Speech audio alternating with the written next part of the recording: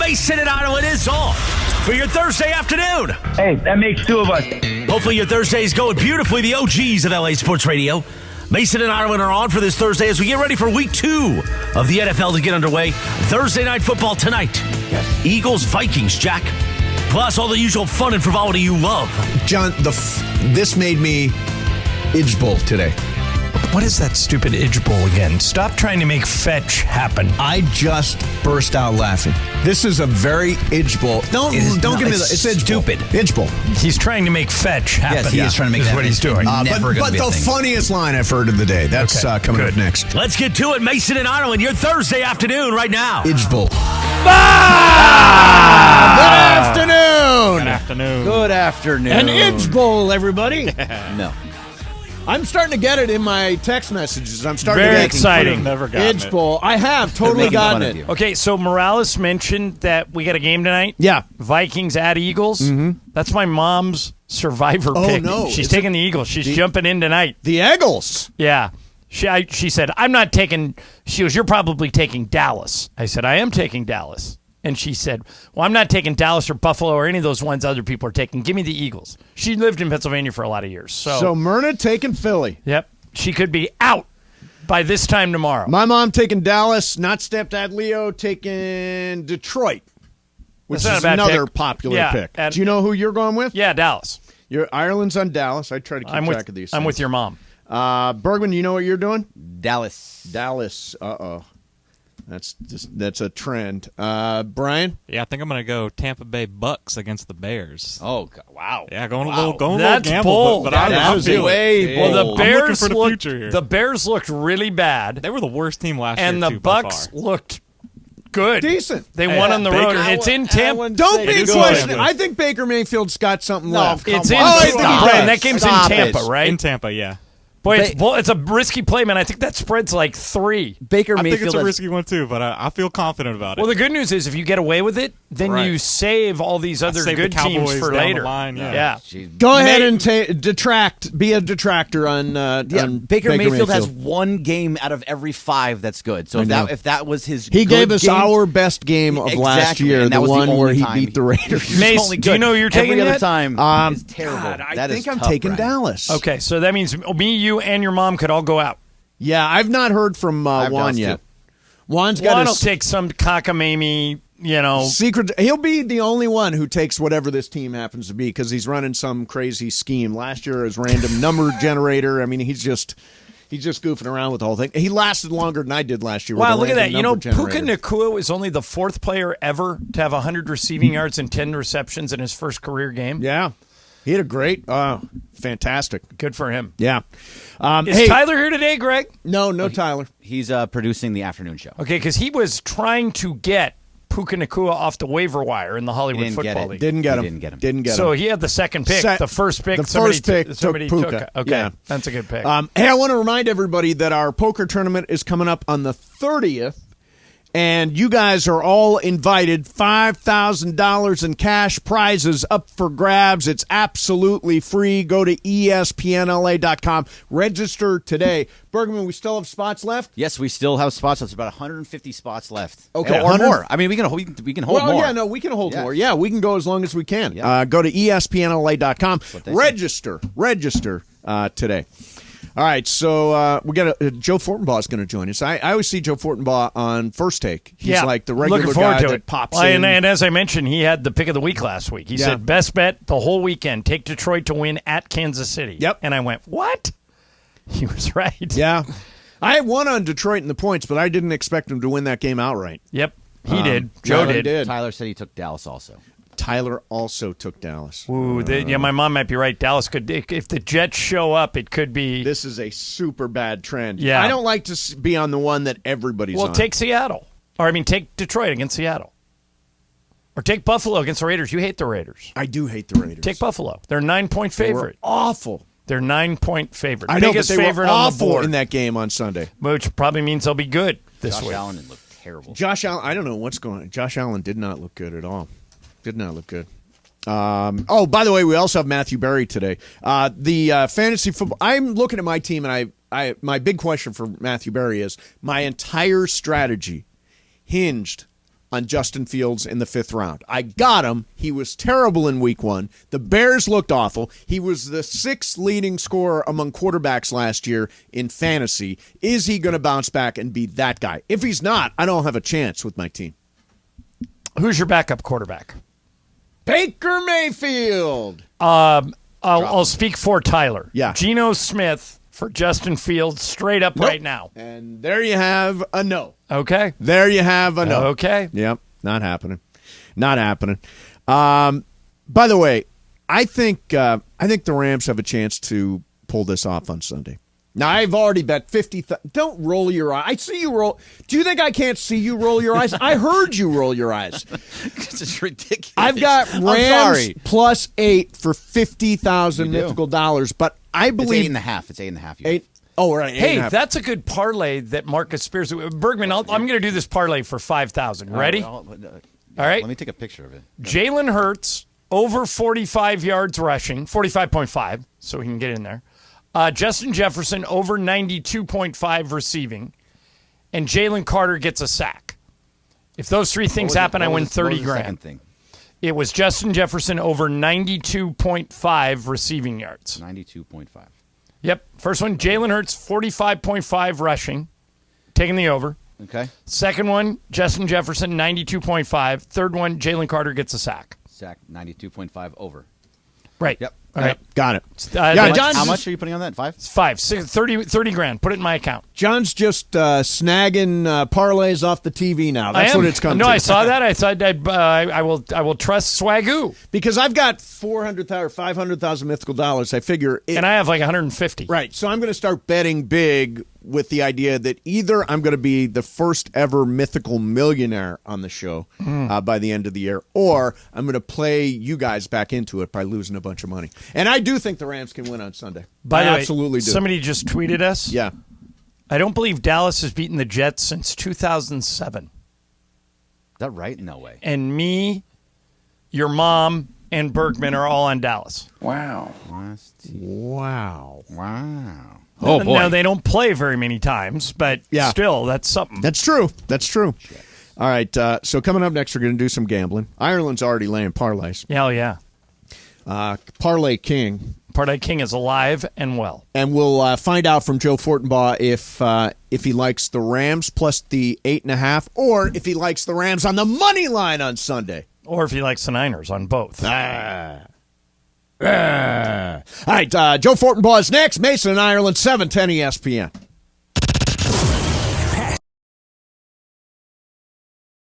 So Al and I are teaming up for your chance to win an entire office full of lunch from Waba Grill. So you're going to want to be listening all day during the 12 o'clock lunch hour for your cue to call to pick up food for the entire office, courtesy of Waba Grill. We got some ribeye, we got some chicken, we got some shrimp. I'm making it sound like I cook them myself. Look at these boom boom tacos. You can visit wabagrill.com. You can order online. Just go on in, get yourself some of these tacos. Visit your local Waba Grill location. Of course, walk right in. Of course, you can order online for delivery or pickup. Waba Grill, right? Eat smart, be healthy. Boom boom, kaboom.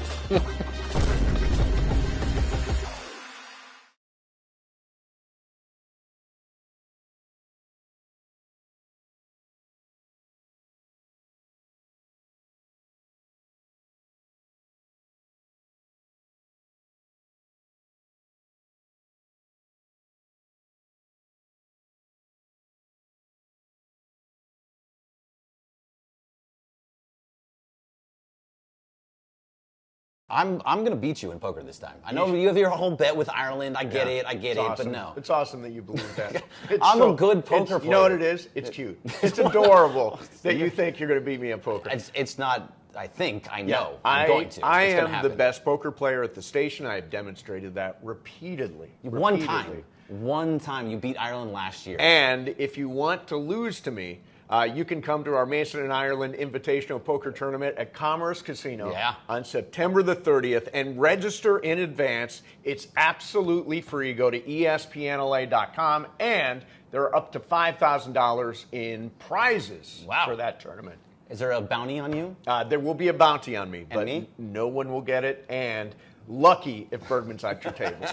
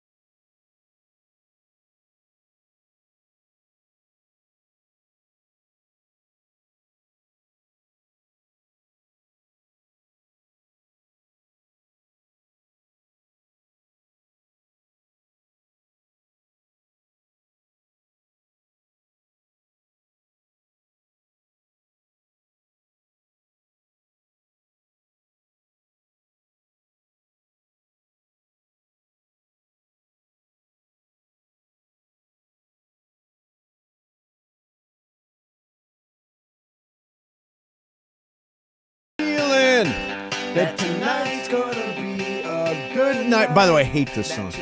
Why? Because for about 5 years, it was the opening song at every Lakers game. And I was like, come on, Lisa Estrada, let's mix it up a little bit. Come on, let's DJ. Don't you dare criticize Lisa Estrada on this show. Let's mix great it up Lisa a little Estrada. bit. I love Lisa Estrada. How She's dare the one you. that invited me to sing at the South Bay Lakers back when they were the South Bay Lakers. Did you do it? I did, yeah. Oh, I sang it. It was supposed to be my warm-up for a Lakers game. And they didn't let you do it? They've not let me sing yet. Lisa has graduated she now runs the training facility. Oh, is that right? So there's different game operations directors than the Lakers had 5 years ago, but Lisa is in charge of the entire El Segundo building. If you need anything in that building, you go to Lisa. Okay, cool. All right, ladies and gentlemen, it is gambling season.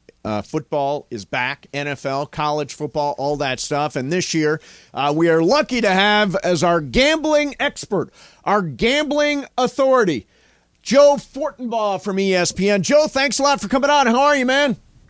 Well, let's take it easy. If we're not winning, it's not much of an authority, so the jury's still out on that one, boys. But it's great to be with you. Thank you so much for the invite on your show. Well, Joe, wait a minute. You are not taking enough credit there, my friend, because I was watching last week when they put you on the spot before the first game of the NFL season.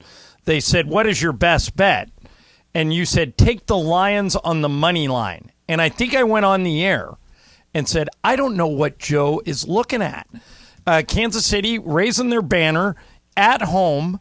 The Lions aren't winning this game. Not only did they win, but they won on the money line, Joe. Why did you see that when I couldn't and a lot of other people couldn't? Yeah, you know what? Let me scratch everything I said to open the show. You are dealing with the foremost authority in sports betting. Glad to be on the show. All jokes aside, with that game last week, one thing we always try to teach everybody, and it's a little nerdy, but when you look at money lines, you can convert those to probabilities, and you can search for calculators online. You don't need to do the whole song and dance of going through the arithmetic, but at that point, it was sitting somewhere around plus 192, which means a $100 wager returns $192 in profit. But plus 192 essentially means you have a 35% chance. So you ask yourself, did you really think the Lions have a 35% chance of winning this game with no Travis Kelce, with no Chris Jones, with the ability to run the ball and control the clock? And I said to myself, no, I thought it was higher. I thought it was closer to 40, 45%. So in that situation, you feel like you have an edge, and that's what makes it a good bet. It doesn't mean it's always going to win, but it means it's a good bet. So we hit that one there. We feel pretty good about it. Don't worry, I gave a lot of it back on Saturday during college and then chased it Sunday with the NFL. Yeah, I was just going to say, John's focusing on the big one you got right. How many did you get wrong in week one? I had a classic Joe Fortenbaugh weekend, and what I mean by that is on Saturday I got my face absolutely kicked in on college football. I had Texas Tech with that pick six at the end of the game that got Oregon outside the number. I did have Texas, which was a winner, but for the most part, Saturday was just dreadful. Wake up Sunday, new day, new me, double the action to try to chase our money back, and I ended up having a decent day in the NFL. We had Atlanta, we had Cleveland, we had Tennessee. Those were good. Ended up losing with Seattle. I really liked the Seahawks last week. I really had them pegged wrong in that game. The Rams had an excellent game plan, especially in the second half. All right, Joe, let's talk about the Rams. We're the Rams station. Mason will be at the game on Sunday. Last time I looked, and you'll be able to correct me, Joe, if it's moved, but last time I looked, it was Niners by 8.5. What's the right side of that game in your opinion? Niners are really good. They maybe looked, other than Dallas, they were probably the second best looking team in week one, and maybe the Rams were third. I mean, they both look great. What's the right side of that game? Niners favored by 8.5. So we've actually seen some Rams money come in the last few hours, because I was looking at this morning, and I know that San Francisco as an 8-point favorite was going to be a popular 6-point teaser option, because you can move that spread from 8 down to 2. Niners only need to win by 3 for you to win that bet, or at least half that bet. That might be a story for another day when we start going over 6-point teasers. But I saw that this morning like you did, and then I went back and I was just going through the lines again about 5-10 minutes ago. It's down to 7.5, so there has been some Rams money. I find that fascinating because the thought process on the Rams early in the season was that they wouldn't be very good. Right. No Cooper Kupp, not a lot of weapons on offense. Defense is down Jalen Ramsey, Leonard Floyd, Bobby Wagner from a year ago. You just assume that the team would probably struggle, especially with how good the Niners looked. But maybe it's a little bit of an overreaction. If we go to last week, you can get point spreads in Vegas for games that are more than a week out. They're called the look-ahead lines. So, for example, Wednesday of this week, the lines came out for week 3 in the NFL. And you can compare those lines on Sunday after the games end to what the new point spreads are. And you can start to see if teams are overvalued or undervalued. For example, I'll give you this one. Detroit was a 3-point favorite over Seattle before anybody played a game last week. And then after we saw what we saw, that line shot up to 5.5. So you start to think you might have value in the dog on Seattle. Similar situation with the Rams and the 49ers. You looked at it, it was Niners -6 on the look-ahead line. Rams looked good, but that didn't really mean anything because the Niners looked so good at Pittsburgh, that line shot up to 8.5. It's since been coming back down. So it looks like north of 7, you might have some sharp money on the Rams there. All right, I've got. By the way, Joe, around here we bet mythical money. So we each start the year with 100,000 mythical dollars. Then we bet our way through the year. I've had a really good year. I'm like up to 450,000 or something. So I've got 50,000 mythical dollars on the Rams plus I actually got 8.5. Rams plus 8.5. Am I a winner? Well, first off, that's way too much of your bankroll to have on one bet. Way too much of your bankroll. That's like 1/8 of your bankroll. I'm a season ticket holder. He's getting cocky, Joe. Yeah.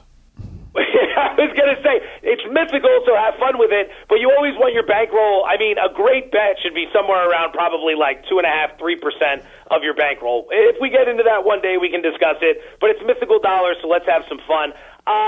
I have no position on that game. I know it's the worst answer ever. I don't feel like stepping in front of the Niners right now. Shanahan has a great track record against McVay, and while I was impressed with what the Rams did last week, no doubt, I wouldn't be surprised if they found themselves out of their element in this game.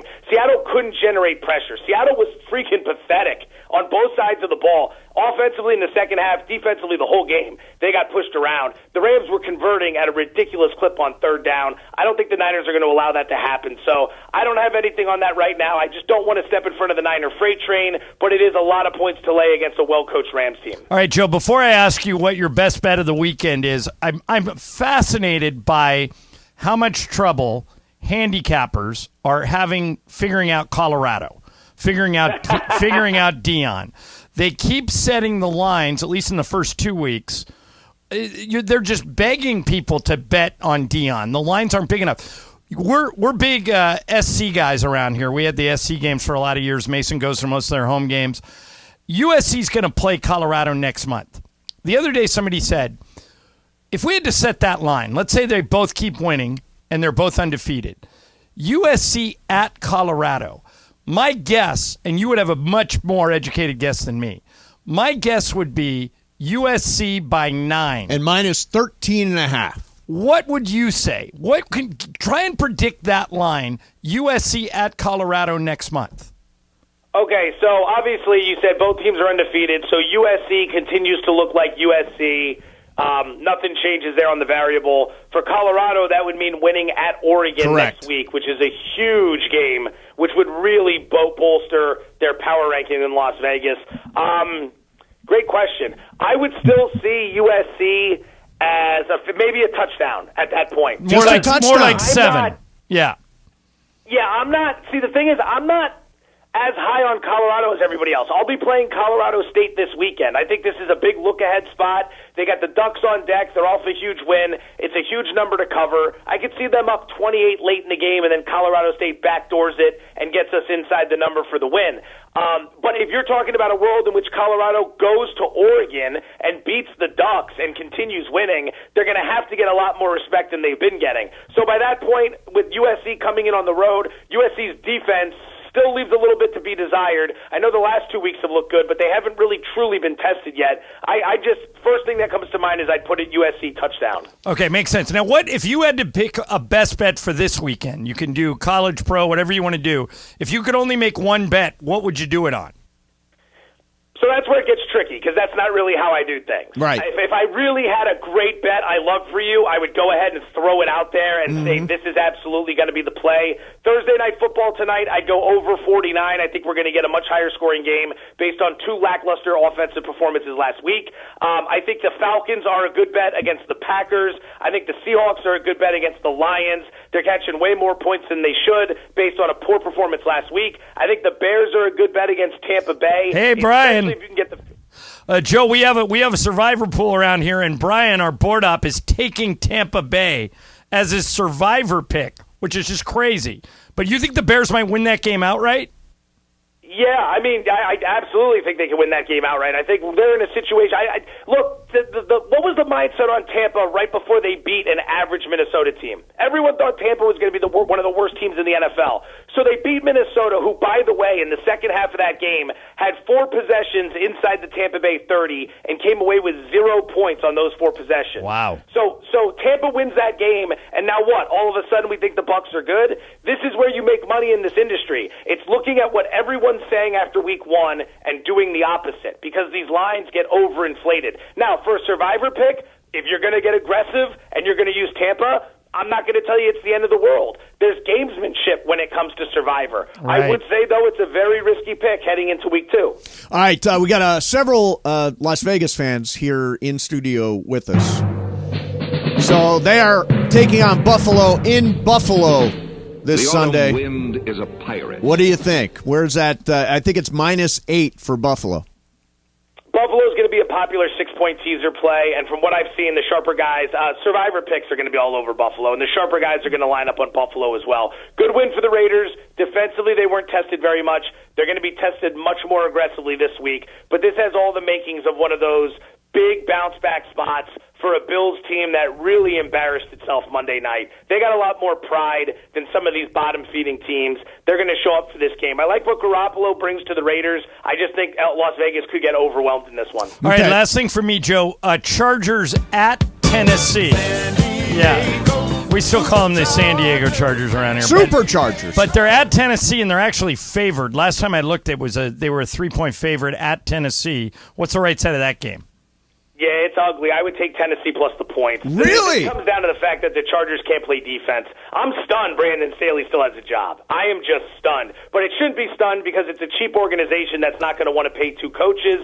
So they'll bring him back, let him finish up his contract, and in the meantime, you'll just burn a year of Justin Herbert and his all-world talent. I mean, that offense can score. That defense can't stop anybody. And that's a red flag because the head coach came up on the defensive side of the ball. So the fact that those guys can't get stops, they just gave up damn near 500 passing yards to Tua. I mean, what is this, the Big 12 5 years ago? Yeah. No, you got to get stops, man. So I would say as ugly as it's going to be, they're going to fly east. They're already dealing with the injury to Austin Eckler. I think it's going to be a very ugly game, just like it was last week for Tennessee. I'd rather have the 3 in my pocket. All right.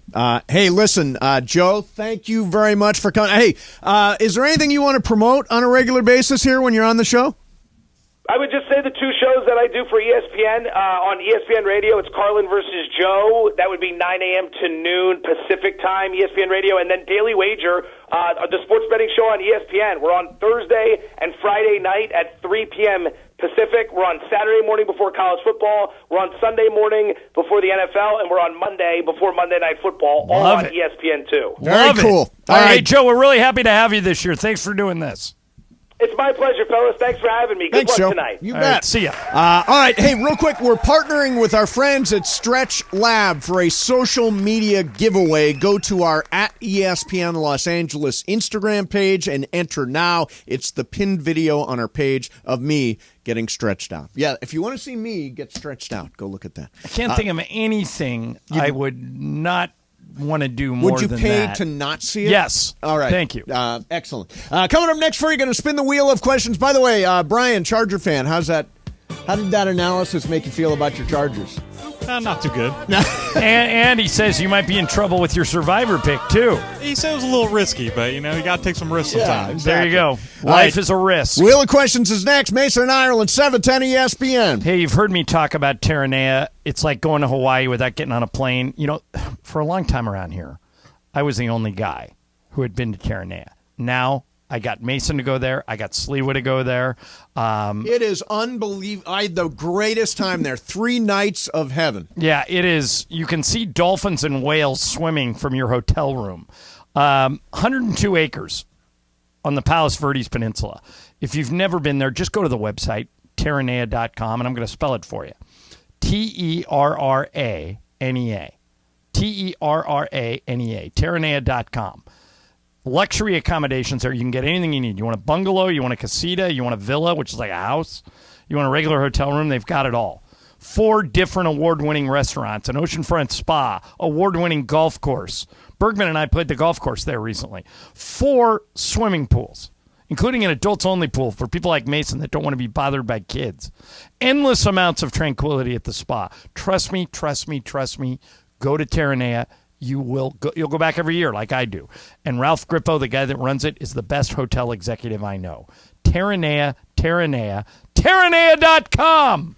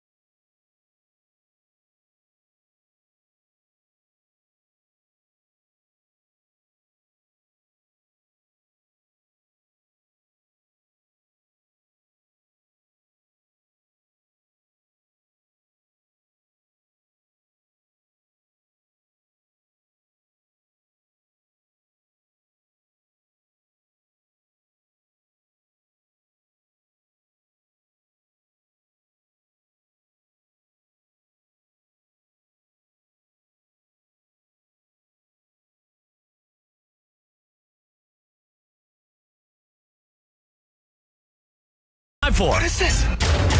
It's time for Wheel of Questions. Producer Brian Cohen, are you ready with that wheel? Hit it, Jack. All right, here we go. Wheel of Questions. Okay. So this is based on a story. The question is, and it'll need some explanation. Would you eat a mammoth meatball? Now, let me explain what I mean. Okay. So an Australian company has revealed that they have a brand new meatball made of lab-grown cultured meat using the genetic sequence from the long-extinct pachyderm. So the question is, would you eat a meatball that is from a pachyderm, essentially? Would you try it?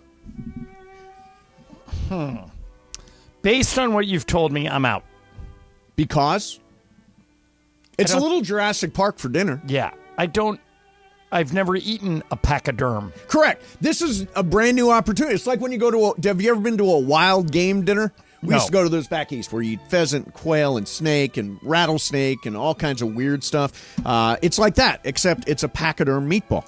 You're saying no? Yeah, I think I'm out. No Greg, interest? What do you think? I'm going to let Mason eat it first and then wait like a week. Is that what it is? Am I the canary in the coal mine? Everything's like, Mason, you try it, and if it goes okay, then we'll do it. Because you're the one that likes to do these things. Yeah, so I'm an adventurer. Would you try it? Absolutely. Then that's why I'm letting you try it first. Bring in a big pachyderm meatball. I will try it and pass it around the room. If you're alive in a week, I will try it. Yeah. If you're dead, I won't. Brian, are you with me? Adventure. Oh, yeah, let's try it out. I like Brian. Brian is always with me. You guys tend to be against me. Brian's always with me. You want to get high? He literally is always with me. Yeah, I would do it. I think life is for the living. I think it's all about an adventure. I look for adventurous experiences. In fact, I did a podcast today. I was talking to Sue Kalinsky, and I'm like, you know what? Would you be interested? We've talked about this for a long time. We've never actually done it. Would you be? You are game to go skydiving, right? Yes. Okay. Bergman, you are not game to go skydiving, or you are? No, I am. 100%. You are. I've already done it before. Brian, would you do it? I would do it. Never been. I would do it. Now, this is not a station event. No, as a matter of fact, I think we'd have to sign a waiver. Yeah, it's not a station. No, this is just us going on our own. A bunch of friends going skydiving. Correct. And everybody here is going to be invited on this skydiving adventure, but it is not a station event. Nope, not it's a station totally event. optional. Nope. You can jump out of a plane if you want to jump out of a plane. It's not as the station is not involved in any way, shape, or form. So who do we have that can set up the details and make this happen? Just call away one of the places. What about producer Tyler? Can you set this up for us? I'm sure he's not in today though. Yeah, but Until later. It doesn't have to.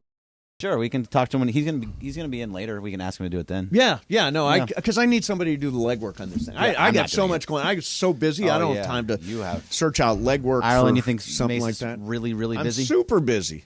3 podcasts a week and 5 shows. You're on YouTube, so that the look you gave me. I'm doing 8 shows a week. Mm-hmm. I don't know about you, John. I'm doing 8 shows a week. All right. All right? You also get up every day at 10. Right, but I get up to do my podcast at 10:30, which it was today. All right, so there's your wheel of questions. So, John, wait, real fast before you get to anything else, John, you said something in the last segment with Joe Fortenbaugh. Yeah, and I'm not sure how I feel about it. Go ahead, Ryan. We're big SC guys around here. Yeah, we are. You went to UCLA. I know. I don't root against USC. I've said this a million times. I know. But we're big SC guys is something you say. No, we are big. We talk about USC all the time around here. I want USC to win every game and then lose to UCLA. No, that's you want USC to be 0-11 when they get to the UCLA game. I don't want any USC sport to ever win one game. Period. And that's bad for the town. Your attitude. It's not. No, it's not. I'm a UCLA fan. I want UCLA to win. I have a radio show. I need content. Would you say USC's better when they're good? Bergman, you're a UCLA guy. Would you say we're big SC guys here? No, absolutely not. I have no problem with what I said. About the Don't Rams. Take it About back. the Rams. You're a big SC guy. You're a big SC guy. Correct. There's other people around here who are big SC people. So Sedano probably. I know Travis is. Yep. Andy Kamenetsky is. He went there. But right? I am not a big SC guy. Okay. What about when you talk about the Rams? Do you ever say we are the Rams station? We are the Rams. What about I'm a Raider fan. We looked really good last week. Not for the Rams. Isn't that essentially what John? Didn't John say that? About the Rams. You said that about the Rams. Yeah. You used we with the Rams. Yeah, different. well, that's because they're not rivals. They're on our station. Right. Yeah. I grew up a Rams fan. I just switched to the Raiders when I got to college when the Rams went to St. Louis. I don't root against the Rams either. Right. No, I don't root against the Rams. I'd love to see the Rams Raiders in the Super Bowl. Yeah. But see, I would never say the Raiders and we. Yeah. Or UCLA and we're big UCLA guys. Oh, no, don't clip that. Oh, clean. Don't clip that. One thing, Bergman, one thing I like about UCLA, yeah, I love how fast they are. Yeah. They have a really fast team. Sure That's do. what Chip Kelly used to do at Oregon. He'd have a bunch of speed guys on the outside, and he would just carve you up. UCLA's got 2 or 3 guys that just run away from the defense. Yeah, and they have a bunch of bruisers in the backfield, too. That Carson Steele and Harden. Yeah. I like their team so far. Carson Steele's a great name. They haven't played anybody. I've not watched any of their games. This week they're playing Coastal Carolina, right? Or no, Central? North Carolina Central. North Carolina, which is HBCU. Yeah. Am I the only one here that's getting tired of these cupcake games? Well, no, this is... HBCU is different. HBCU is different. This is a way to make a gigantic contribution to an HBCU. They are going to make so much money on this, probably more than they make from the rest of their season. That's why I think... Make a donation to an HBCU and play a real team. Yeah, and then they're going to come. They're coming here, so then their band is going to be on the field at halftime. Oh, so you which is cool. Which HBCU bands are amazing. They are great. Yeah, they're amazing. Yeah, I have no problem with the HBCU part of this because I know this is a great way for them to keep their athletic programs going and all that stuff. Now, the rest of the games, John, in terms of who else has UCLA played? They played San Diego Coastal State last week, and then they played some cupcake in week 1. Coastal Carolina. Yeah. No, those are cupcakes. They are. Yeah, 100%. And those I can don't do like without. that. If I was an AD, I'd be anti-cupcake. Oh, John, how do you feel about UCLA going to San Diego State last week? It was a home and home with San Diego State. Well, San Diego State's not always terrible. And you got to book these games 5-6 years out in advance. Like when to the Big West. When I was in San Diego, they had Marshall Faulk and Darnay Scott, right. And they turned out to have lightning in a bottle. Those games were really good. But don't you think I'm surprised that there's a home and home between UCLA and San Diego State? It's not a straight up. It's like 4 games in LA, 1 in San Diego kind of thing. However, I don't know what it is, but I don't think that UCLA should schedule away games at schools. Like I don't think UCLA school. should play Coastal Carolina or who are they playing this week? They're playing North Carolina Central, I think. Yeah. I mean, I got no problem with 2 cupcakes.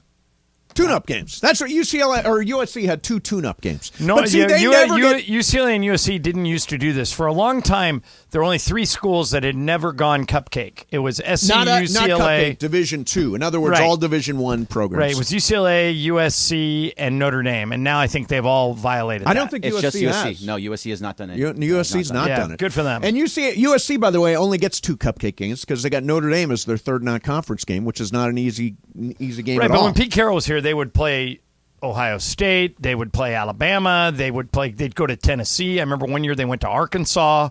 Those are the games I love watching. Out of conference, really good games. Like, I mean, but you don't think how great was that Colorado TCU game? That was like the best game of the year. But you don't give any credit to the fact that USC, they do play 2 tune-up games, but they have Notre Dame as their 3rd non-conference game. I think they're entitled to 2 tune-up games. I don't like them. I mean, I'm sure they are entitled to them. I just don't like cupcake games. Yeah. Alabama plays like East. I West feel Central, the same way. Alabama rambling does that state. terrible. But Alabama always plays at least one real non-conference game. Like they did this past weekend. They played Texas and lost. But if you look at Alabama historically, they always take on a big non-conference opponent. That's fine though. Like schedule Michigan. I feel for the same way home. about I get the same feeling talking about this that I get when I find out that Mason has to pay full price for the Rams preseason games.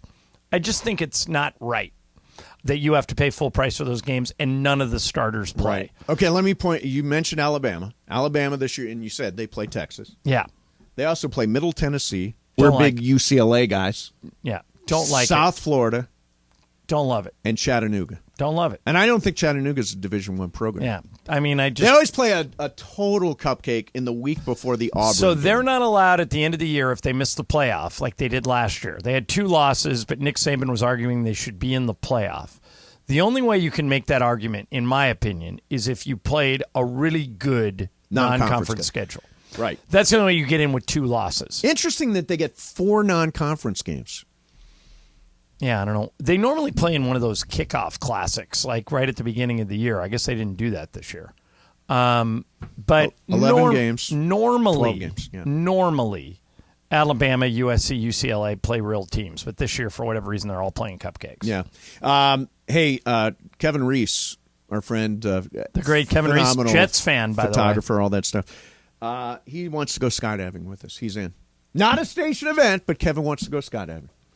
Anyone can come because it's not a station event. It's just wide open to anybody. Exactly. Just show up. We're there.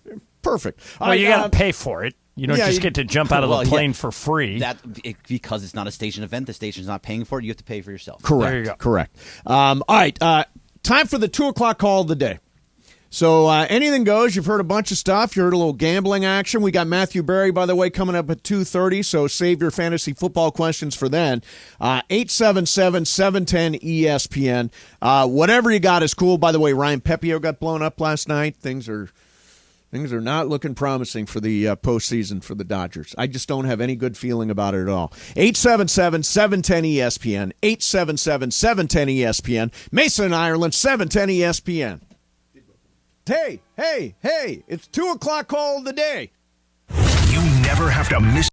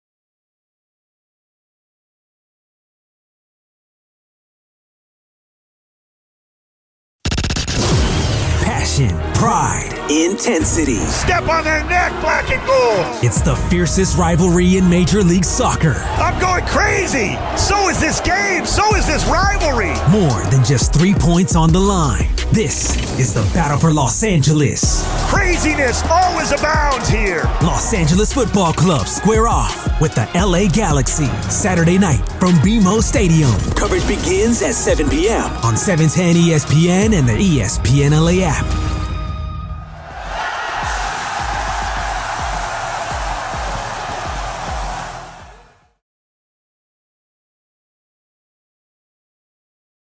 I'm going to beat you in poker this time. I know you have your whole bet with Ireland. I get it, awesome. but no. It's awesome that you believe that.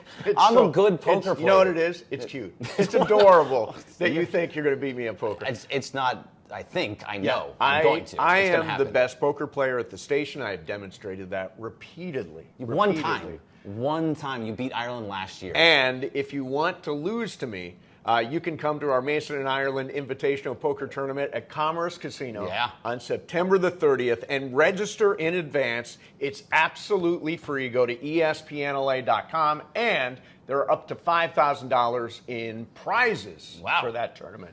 Is there a bounty on you? There will be a bounty on me, but me? no one will get it, and lucky if Bergman's at your table.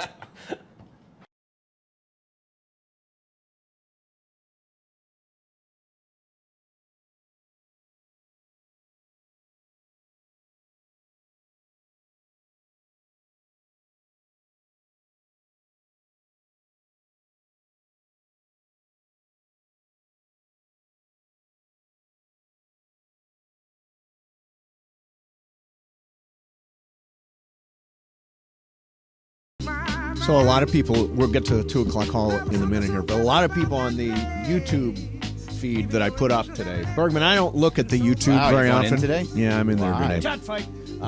In a chat fight? Yeah, I'm having a chat fight today on the YouTube. People are very, very salty on the YouTube chat. Very mean. They really are.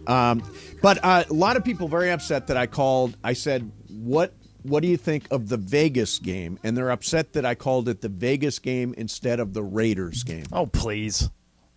I'm a Raider fan, and I don't care that you Do you did call that. him Vegas? I'm going to always call him Vegas since I know it pisses Raiders fans off a little bit. It doesn't piss me off. I don't care. That doesn't piss you off? Yeah. That's what I think, too. Well, tell your friends on the chat. friggin' YouTube. Chat fight. Chat. All right. 2 o'clock call of the day time.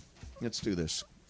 John, we've got every line full, 1 through 42. Pick a number. Let's go to Pete in Orange County. Okay. Pete, you're on 710. What's happening? Don't ask us how we're doing. Hey, guys, I was in Vegas over the weekend. I'm a lifelong Buffalo Bills fan, so I headed out there to watch the game. And I got to tell you, that Aaron Rodgers injury was one. All injuries are bad, but that was one of the most heartbreaking things I think I've ever seen. Hard for me to say as a Bills fan, but I want to send some good wishes to him. I hope he comes back. Football is better with him, so all the best to him. Let's go Bills. All right, there you go. Bills Mafia representing. Jumping through tables. Let's do another. Sure, do I. By the way, that was a terrible injury. It was a terrible injury. Awful. Yeah, just awful. Now, what was his line yesterday? It's always darkest before the dawn. Before the dawn. Yep. And then I will rise again. So they're both from Batman movies, interestingly. Really? Yeah. I Will Rise Again is in... probably the third one? The third one, yeah. The third one, the one with Tom Hardy and Bane. with Bane, Yeah, right. yeah. The other one, you know where the other line's from? You know where the other line's from? It's Harvey Dent That's right. who dies at the end. It's always Spoiler, darkest geez. before the dawn. Sorry. What, that movie's like 10 years old. Yeah, it doesn't matter. It's always a spoiler. Everything's a spoiler. Henry and Covina, you're on 710. What's going on? Don't ask us how we're doing. Hey, John. Yeah. I need you to let me say what I got to say, and then I hang up and listen to you. Okay, man. You are not a Raider. You're not a Raider fan, buddy. You're always putting the Raiders down, and you already sound like a Ram fan telling us, Steve, hey, we're going to win in Seattle. Asking Steve to pick Buffalo for his survivor pool. Right. Look, you jump shit because we traded Khalil Mack. Man, that's not a Raider fan. We've been through worse. Look what they did to Marcus Allen. Marcus Allen ended up playing with the biggest rivals, the Chiefs, and I believe he went in as a Chief to the Hall of Fame. Right. And then, you're not a Raider fan. You got to stop saying that. And when we go to the playoffs this year, Greg, do me a favor. You and Momo, push them off the wagon. Don't let them jump on the wagon. All right, now wait a minute. Push them off the wagon. Push them off the wagon. Henry, did you not hear I have predicted that the Raiders are going 17-0? Exactly. I got to hear that from my Hater fans. Now I got to hear it from a real Raider fan. Yeah, they're going. No, Henry, we're going 17-0, and we're going to win our 7th consecutive Super Bowl. And I am quite excited about both those things. And I think it was a brilliant idea to just take everybody from the Patriots and put them in charge of the Raiders, because we know the great success that the Patriot assistant coaches have had. Just come out of the closet like Steve and say you're a Rat fan, buddy. No worries. We won't hate you for that, buddy. Silver and black, Henry. 17-0. 17-0, Henry. Yeah, thank you. I've had that reaction.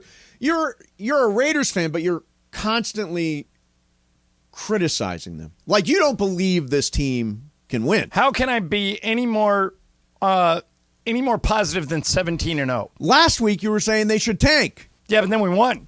So now you're 17-0. back on the bandwagon. Of course. Yeah, kick him off the wagon, Bert. Kick him off the wagon. Am I right? Well, okay. So I gave you two options. Am I right? I wanted them to tank too. I'm very much a Raider fan, and I've talked to plenty of Raider fans where they want to tank as well, because missing out on this year is worth it if you can get Caleb Williams and be good for 10 to 15 years. Therefore, I don't think that's a problem. That's not. It's not crapping on the Raiders. That's saying that you want them to be good next year. Right, but you're rooting for them to win every week, right? Now, yeah, of course. You have to. Yeah, you have to. Yeah. You have to. Well, especially when we're going undefeated again. Yeah. Yes. Let's go to Jim in South LA. Jim, what's up? Don't ask us how we're doing. I won't ask you how you're doing, but I do want to say this, guys, that we only ask because we care. All right? Thank you. Hey, you were talking about video games earlier, and I'm right in between Mason and Ireland. I'm 59. Right? I did not play video games, but did you guys have a big wheel? That's what I want to know.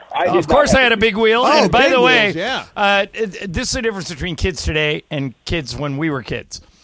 I rode that big wheel down a steep hill in Corona del Mar with no pads, no safety restraints, nothing. We'd just crash into a car. And by the way, you were outside. That's what we used to do when I was a kid. We'd go out and play. Come back with strawberries on both knees. Just deal with it. Of course, and spray them with Bactine. I had a big wheel. I had Hot Wheels. Hell yeah. Do you ever know the SST? Do you know the SST? Skateboard with urethane wheels. Just ghost ride that sucker down the hill. Are you a video game guy, Jim?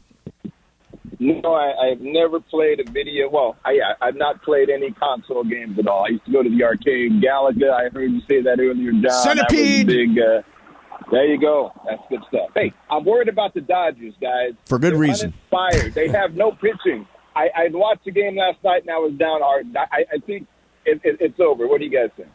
I'm going to be honest and say I don't think this Dodger team is going to win the World Series, and this is the first time I think I've always come out Dodgers going to win it all. I don't feel like this team has got what it takes to win it all. I don't think you can win it all when you are throwing Bobby Miller in Game 1, a diminished Clayton Kershaw in Game 2, God knows in Game 3. I don't see how it's going to work. This doesn't feel like their year. Now, I had somebody at the Dodger game the other night say to me, yeah, last year you said it was our year, and it wasn't. This year you're saying it's not, and maybe it's the year that it's going to happen. The least expected year is the one maybe where it happens. Do you have any optimism, Jim?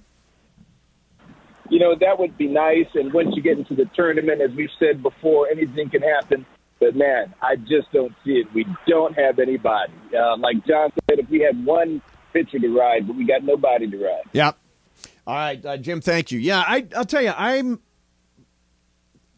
is that weird to say? Have you ever said, I don't think the Dodgers are going to win the World Series? Yes. I've always said they are going to win. No, I don't think they're going to win this year. Right, but previously, have you always said they're going to win it? Yeah, usually. Yeah. I think most years I feel like they're going to. This is the first year where I'm like, I don't see it. I think 2017 in the middle of the year, I didn't think they were, but then they got to the World Series.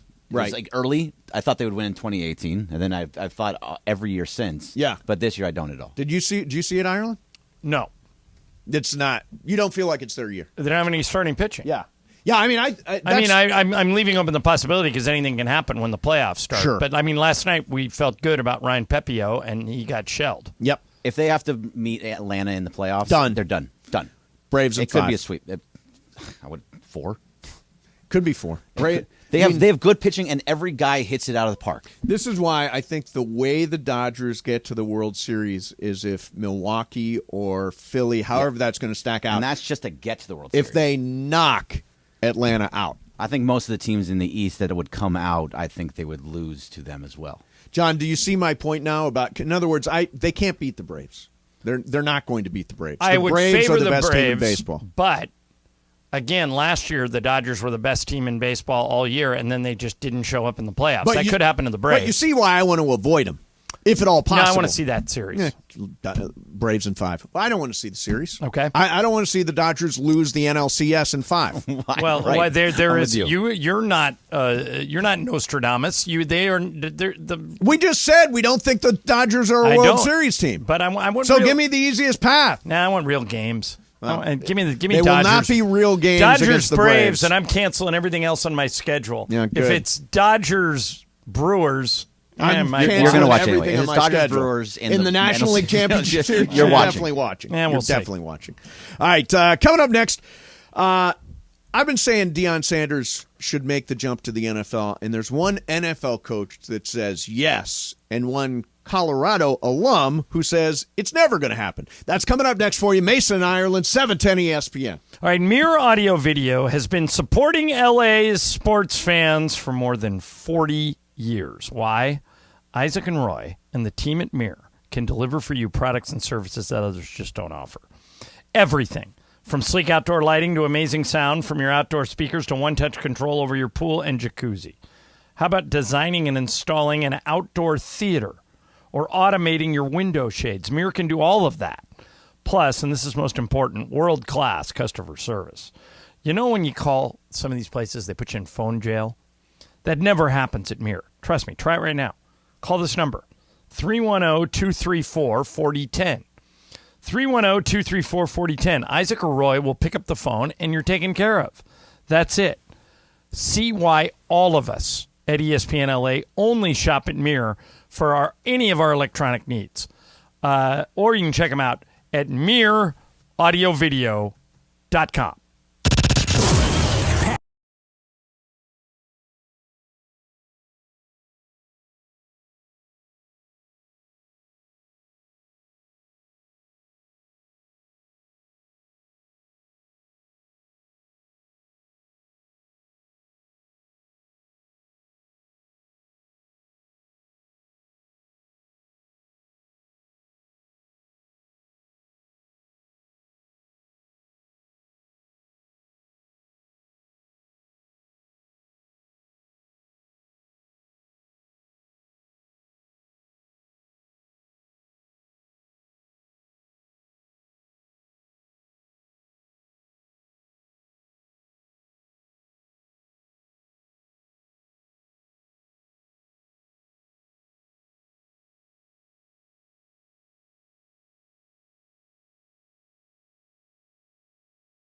So Al and I are teaming up for your chance to win an entire office full of lunch from Waba Grill. So you're going to want to be listening all day during the 12 o'clock lunch hour for your cue to call to pick up food for the entire office, courtesy of Waba Grill. We got some ribeye, we got some chicken, we got some shrimp. I'm making it sound like I cooked them myself. Look at these boom boom tacos. You can visit wabagrill.com. You can order online. Just go on in, get yourself some of these tacos. Visit your local Waba Grill location. Of course, walk right in. Of course, you can order online for delivery or pickup. Waba Grill, right? Eat smart, be healthy. Boom boom, kaboom.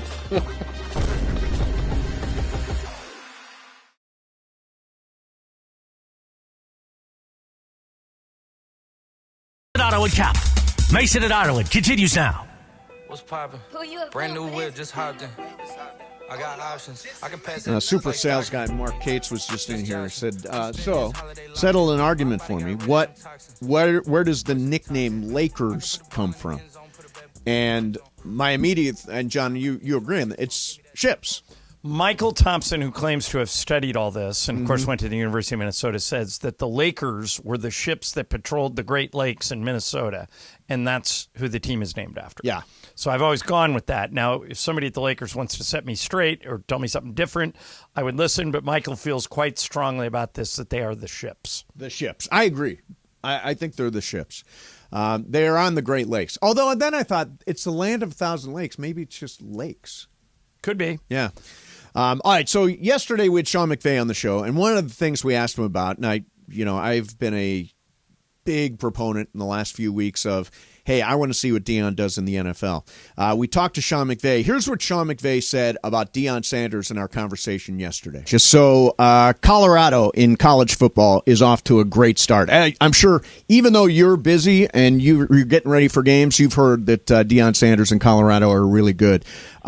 Dude, you kidding me? We're on a coach's chain. I think we all want to buy some Buffs gear because Deion has so much swag and the way those guys are seeing what they're doing. So do you think he would make a good NFL head coach?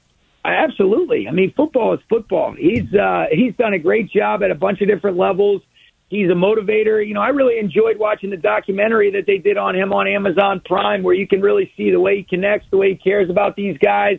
Obviously, their football is really high caliber in all three phases. And, shoot, I remember when Deion played for the 49ers when my grandpa was still the GM there, and I was, he won Defensive Player of the Year the one year he was there, and they won the Super Bowl when Steve Young was the quarterback. He was my favorite player. So I've always loved Deion. He's the man. So there's Coach Sean McVay yesterday. Meanwhile, Joel Klatt from Fox, who is a CU alum, I think, right? Yeah, it holds a lot of the quarterback records there that Shedeur Sanders is about to break. And he has a very good relationship with Deion. And this week, Joel was on Colin Cowherd's TV show on FS1. And Joel says, and he talks to Deion every week, that, and he seems to I'll let you guys hear this, but there seems to be no wiggle room here. He says there is no way Deion is going to the NFL. He's not going to the NFL. I don't know if he's going to be at Colorado for sure. I can't say that, but he's not going to the NFL. Why? Deion doesn't want to coach in the NFL. He's told me that point blank to my face. He believes that his role is more as a mentor. Yeah. He loves coaching kids. Yeah. And this is where he feels called. In fact, the word that he used with us in our meeting, and you'll know this because he's very forward about his faith, he believes this is his ministry. To be there for kids in college, be a father figure to kids in this moment in their life. Guys like Jimmy Horn Jr. or Dylan Edwards, who's he's been coaching since he was in Little League. He's not going to the NFL, period.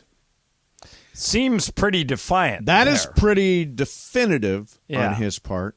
I think he could coach in the NFL and be very, very successful. Well, if the Cowboys were to go south, they looked really good in week 1. But if the Cowboys were to miss the playoffs, Jerry Jones and Deion already have a pre-existing relationship from when Deion played for Jerry. And that may be too good of a job to pass up. Right. Might be the highest paid guy in the league. Come on. Yeah, if things change. If McCarthy flops, I would imagine Jerry would go to the wall to get Deion Sanders. Right. So that's why I think it's certainly a possibility. Can you imagine America's team and the most popular guy in college football? America's coach. Coach, yeah. All right, so I want to cue people up. Matthew Berry's going to be with us in about 15 minutes or so. So if you have a this or that question, if you're new to the show, we do this thing with Matthew called this or that. And the idea is, should I play this guy or should I play that guy? Should I play Jared Goff or should I play Baker Mayfield? Or should I start whoever, Cam Akers or Kyron Williams? All those kinds of questions. So this or that is the best way to do it. 877-710-ESPN. And you can tweet us, too. If you can't get through on the phone or you can't wait on hold, Twitter at Venice Mace at LA Ireland will read your tweets on the air. Yes. To Matthew. All right. So I found some interesting odds. You can get odds on anything in Las Vegas. So I got the odds that whether or not Aaron Rodgers will retire before week 1 of the 2024 season. Where are you leaning on that? I don't think he's going to retire. I don't think he wants to go out like this. So I would vote against that. What are the odds of it happening? It's minus 500, 1-5 that he doesn't retire. Right. And the long Sounds shot about right. at 3-1 is that he does. Really? Yeah. I would think it'd go the other way. No. He's favored to come back. He's going to be, 40 when he comes back? He's favored to not retire before week 1 of next season. I would bet mythical money he does. Then there are odds for what Aaron Rodgers will do next. These are good. Sherpa. Found a cannabis company. Could see that. I could see that. Ayahuasca dealer? Yes. Regular podcast host or co-host. I'm surprised that hasn't happened yet. Well, he kind of is with McAfee. Yeah, I guess he is, yeah. Act in a movie or TV show, 10-1. Has already been in Game of Thrones. That's and right. I don't know if he's ever been in anything else, but I could see him doing that. Appear in a reality TV show, 10-1.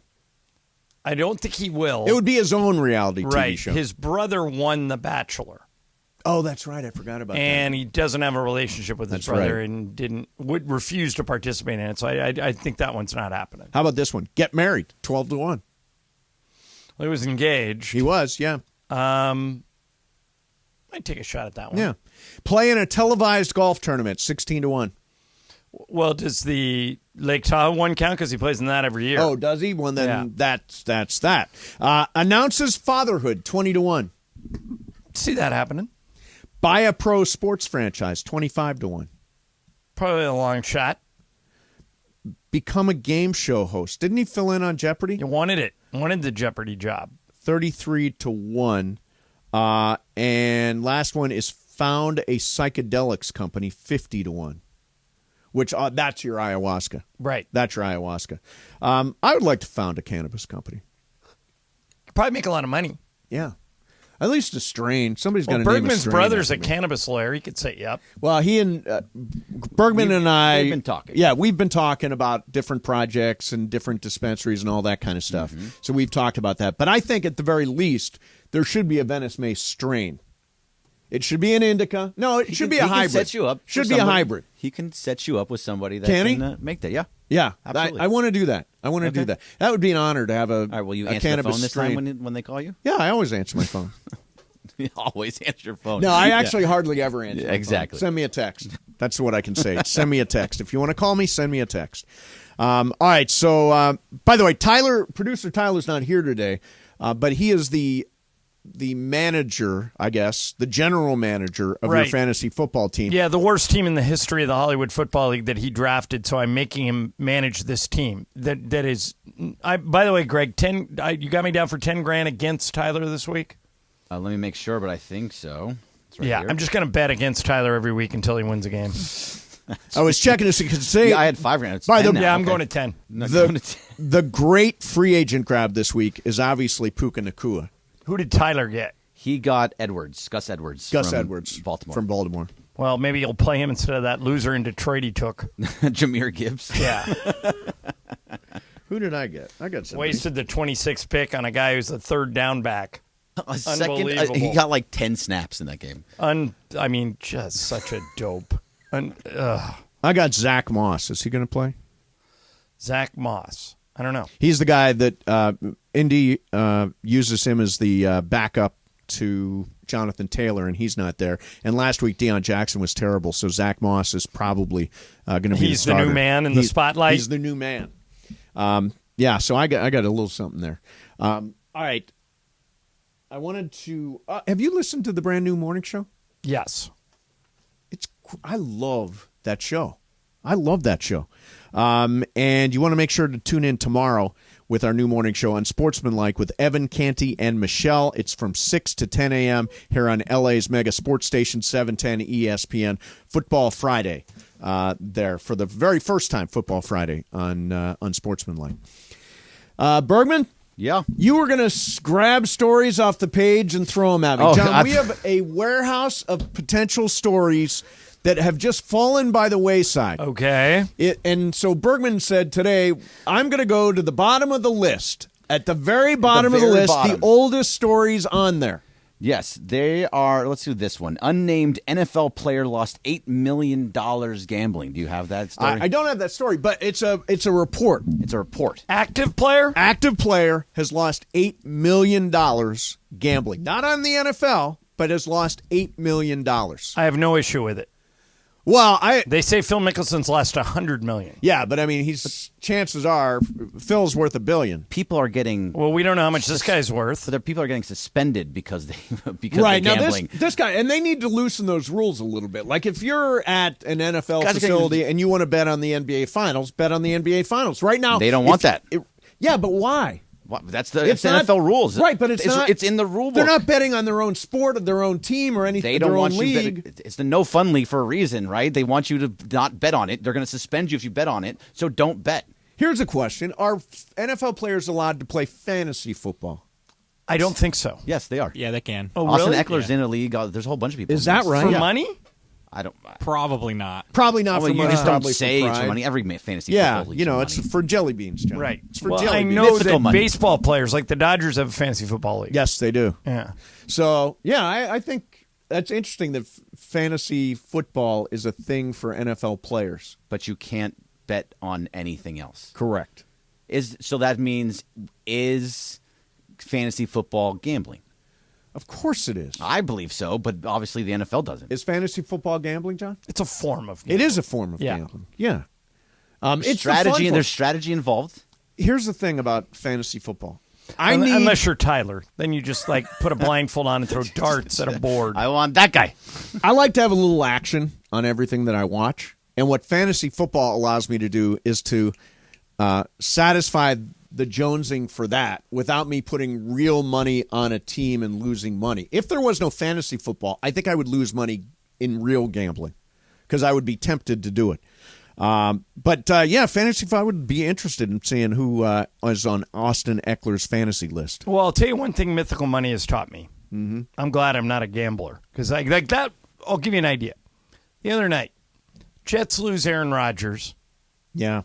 Bills are up double digits. Jets can't move the ball. I'm thinking this game's over. I had already put it in the bank. Yep. And the Bills blow the game. That would make my head explode. Oh, yeah. Yeah. It's like Joe Fortenbaugh was talking about a while ago. He says he wouldn't bet on Colorado because he thinks Colorado State may have a backdoor cover. Yeah, I don't know about that. I think if I had to bet that game, which I don't, I would bet on Colorado. This line is 23. 23. No, I'm not betting against Deion Sanders. No, thank you. Nope, not doing it. All right, coming up next, we're going to do Matthew Berry, talented Mr. Roto. Bergman, you said something in my head? I said Emrani. Hey, Jacob Emrani, that's what you said. So if you're injured in an accident of any kind, you might be wondering, what are some of the advantages of hiring my friend Jacob? Well, first of all, you're hiring somebody who's been doing this for a quarter of a century. Maybe the simplest answer, Jacob and his team will hold your hand through the entire process. Jacob will handle everything from the phone calls to the rental car to getting your car fixed to finding a doctor in your area. They will deal with the insurance company on your behalf, and Jacob can immediately get you the medical attention that you deserve. 25 years of experience. He's got the reputation and the clout to get you the compensation that you deserve. So if you're injured in any kind of accident, there's only one name to remember. It's Jacob. Jacob. Jacob. A lot of attorneys say they'll fight for you. Call Jacob. He'll win for you. 844-24-JACOB. That's 844-24-JACOB. 844-24-JACOB. Or remember... Accident or injury, call Jacob Emrani. Call Jacob. CallJacob.com and make sure you're following Call Jacob on Instagram and Facebook. Go to @call.jacob to enter a contest about his new campaign. Mason and Ireland, 710 ESPN. I'm going to beat you in poker this time. I know you have your whole bet with Ireland. I get it, awesome. but no. It's awesome that you believe that. I'm a good poker player. You know what it is? It's cute. It's adorable that you think you're going to beat me in poker. It's not, I think, I know. Yeah, I'm going to. I It's gonna am happen. the best poker player at the station. I have demonstrated that repeatedly. One time you beat Ireland last year. And if you want to lose to me, you can come to our Mason and Ireland Invitational Poker Tournament at Commerce Casino on September the 30th and register in advance. It's absolutely free. Go to ESPNLA.com, and there are up to $5,000 in prizes for that tournament. Is there a bounty on you? There will be a bounty on me, but me? no one will get it. And lucky if Bergman's at your table.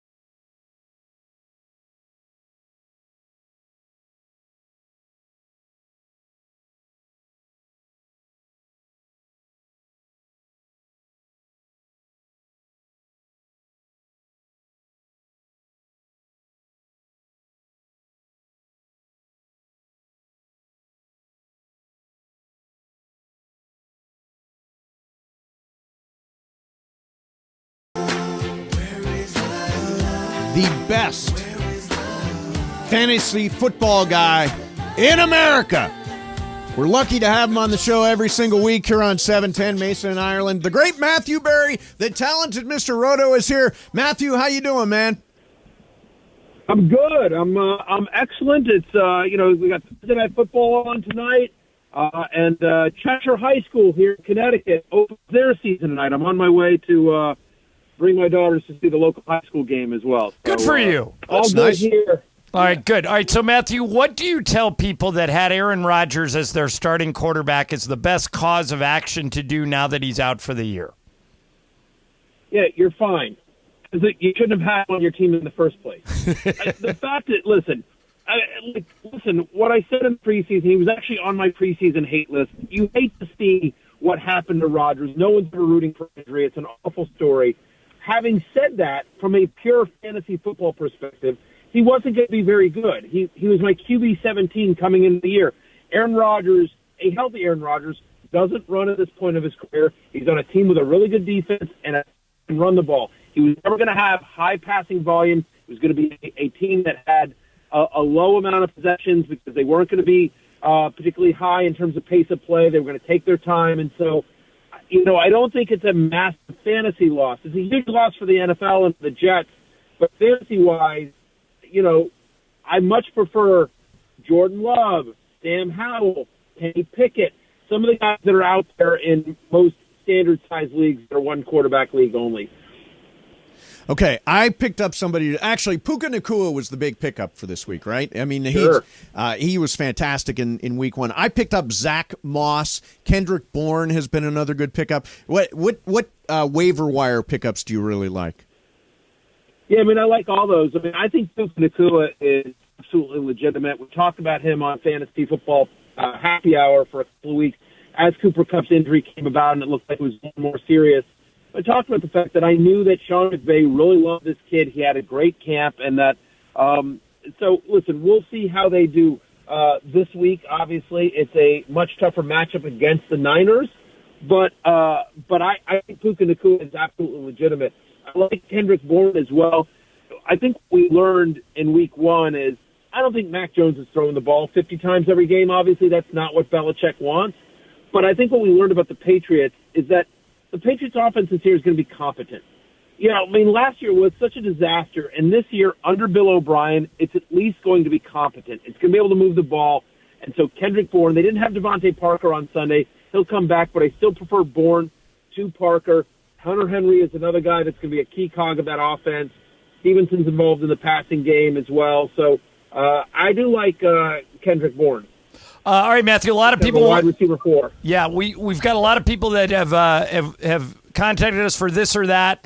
I'll start with this one. JC says DeAndre Hopkins or Michael Pittman Jr. What do you think? Oh, you know what? I'm going to go with Michael Pittman Jr. Look, got double-digit targets. They're playing Houston as well. Anthony Richardson, I was surprised that he threw the ball 37 times. Look, I love DeAndre Hopkins as well. It's my expectation. Well, it's interesting. I'm going to take that back. Because here's what I think, guys. I don't think Brandon Staley learns his lessons. I was thinking to myself, I think DeAndre, I get it, Tannehill played awful there. I don't think Jay can screw this up. But I'm going to go with Hopkins because I don't understand why Brandon Staley decided to play Tyreek Hill and Jalen Waddle in man coverage like they're normal human beings, because they're not. There's just not guys in the NFL that can keep up with a one-on-one. So, but I don't know. Brandon Staley just loves his man-to-man. I'm going to go with DeAndre Hopkins. I'm changing my mind as I think about that because he didn't learn his lesson from last year when the Dolphins burned him. One of the most popular sports on Mason and Ireland today is taking shots at Brandon Staley. Yeah, apparently. Fortenbaugh just did a while ago, yeah, too. Fortenbaugh lit him up good, too. Yeah. Let's go to Riley in L.A. Riley, you're on 710 with Matthew Berry. What's up, man? What's up, guys? So my question for Matthew is, I've got Tony and Rice on KC, and I'm trying to figure out if I should drop one or both. Kendrick Bourne's available on the waiver, and I just want to know his thoughts on both of those guys in Kansas City. Okay, Riley. Thank you. Matthew, what do you think? Did you hang up on Matthew? Oh, he dropped. I might have hung up on him. You did. I hang up on him, or was he locked in? No, you hung up on him. Why did you not lock him in? Why do you always hang up on Matthew Berry? Why do you always blame other people? It's you. You did it. Why didn't you double-click it? Yeah, well, wait a minute. Why is it his fault? You hung up on him. Well, why do I always blame other people? Because it's always somebody else's fault. That's the reason I do. What was his question? He had Kadarius Toney and somebody else. Do you remember? Brian, do you remember? He asked about Kansas City wide receivers. All right. Kadarius Toney. Tony or Rice. Okay, Matthew, sorry about that. That was all on me, Matthew. I take the fall on that. Well, I'll fall he on the knows grenade. you, so you don't even need to explain. That was on me. Correct. Matthew, the first two one of the season. Yeah, the not two. the last. Yeah, I know exactly. The two Kansas City receivers, Rice or Toney, who would be better? I'm going to go with Rashee Rice. I just feel like, Kadarius Toney, I know he got more looks, and it was just such a bad game. And I think they probably try to make a point of trying to feature him in this one. I just feel better about Rashee Rice, who performed well. Again, and he caught the touchdown again. Kadarius Toney played a lot more snaps last week. Kadarius Toney is, quote-unquote, the smart play. This is an emotional pick for me.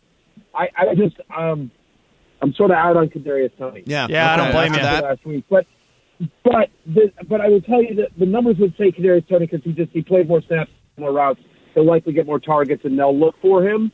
I think ideally you're not starting any of these guys for Kansas City because we just don't know what this offense is going to look like now that Travis Kelce's back. We expect Travis Kelce back, but I'll just say Rashee Rice just because if you start Kadarius Toney and he has another terrible game, you're just going to feel bad about it. Okay, let's rapid fire some of these. A.J. Dillon or Raheem Mostert? Mostert. Darnell Mooney or Dalvin Cook? Dalvin Cook. Kendrick Bourne or DJ Moore in a PPR league?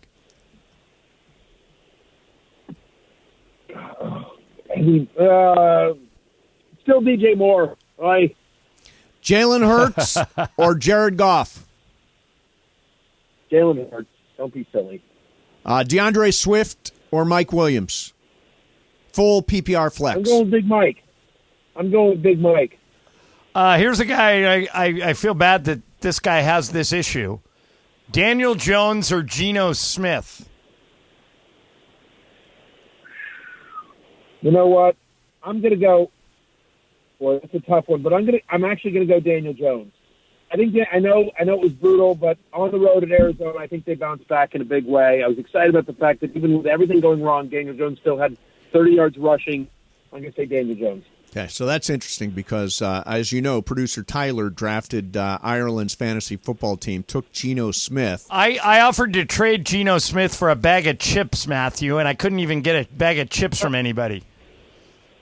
Geno's not bad. Gino's not bad at all. I think he'll have a fight game at Detroit this week. Okay. All right. Don't bag on Gino. Hey, my whole strategy, before we get you out of here, my whole strategy was to build around Justin Fields. He was awful in week 1. Am I screwed for the year? No, you're not screwed. But so, by the way, Joe Burrow was bad in week 1. Jalen Hurts, Lamar Jackson, all these guys were bad. Like, it's one of those things. A year ago at this time, just to give some caution about this question, and for everyone that had a poor performance in week number 1. Yep. Last year at this time, the third best quarterback in fantasy after week 1 last year was Carson Wentz. Wow. I swear to God, he had a huge game week 1.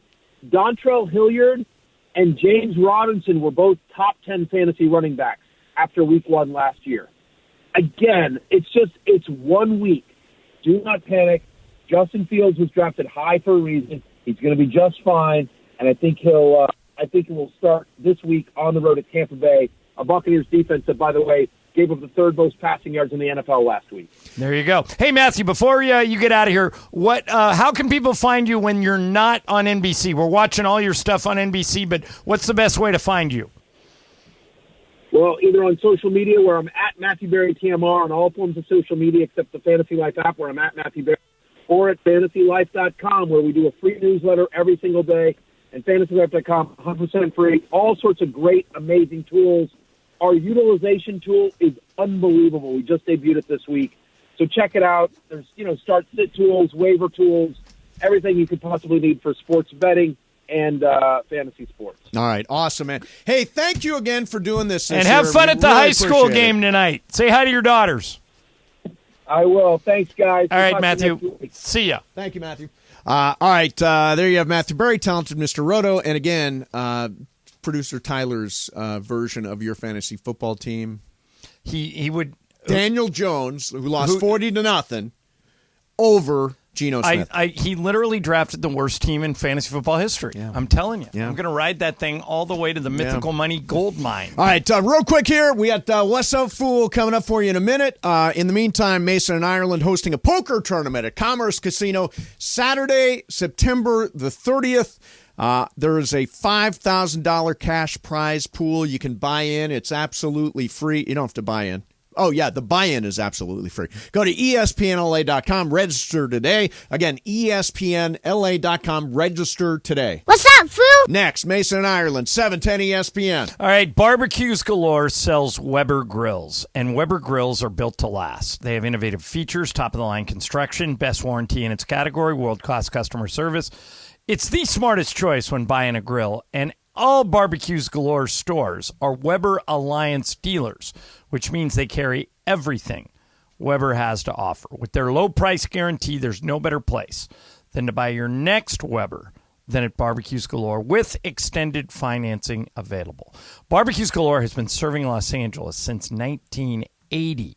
With football season in full swing, they are stocked with inventory and got you covered for those Sunday afternoon barbecues. Check out the flagship store in Irvine at the Marketplace, or do what I do.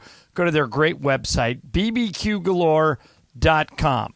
bbqgalore.com. Barbecues Galore, not just a barbecue aisle, a barbecue store.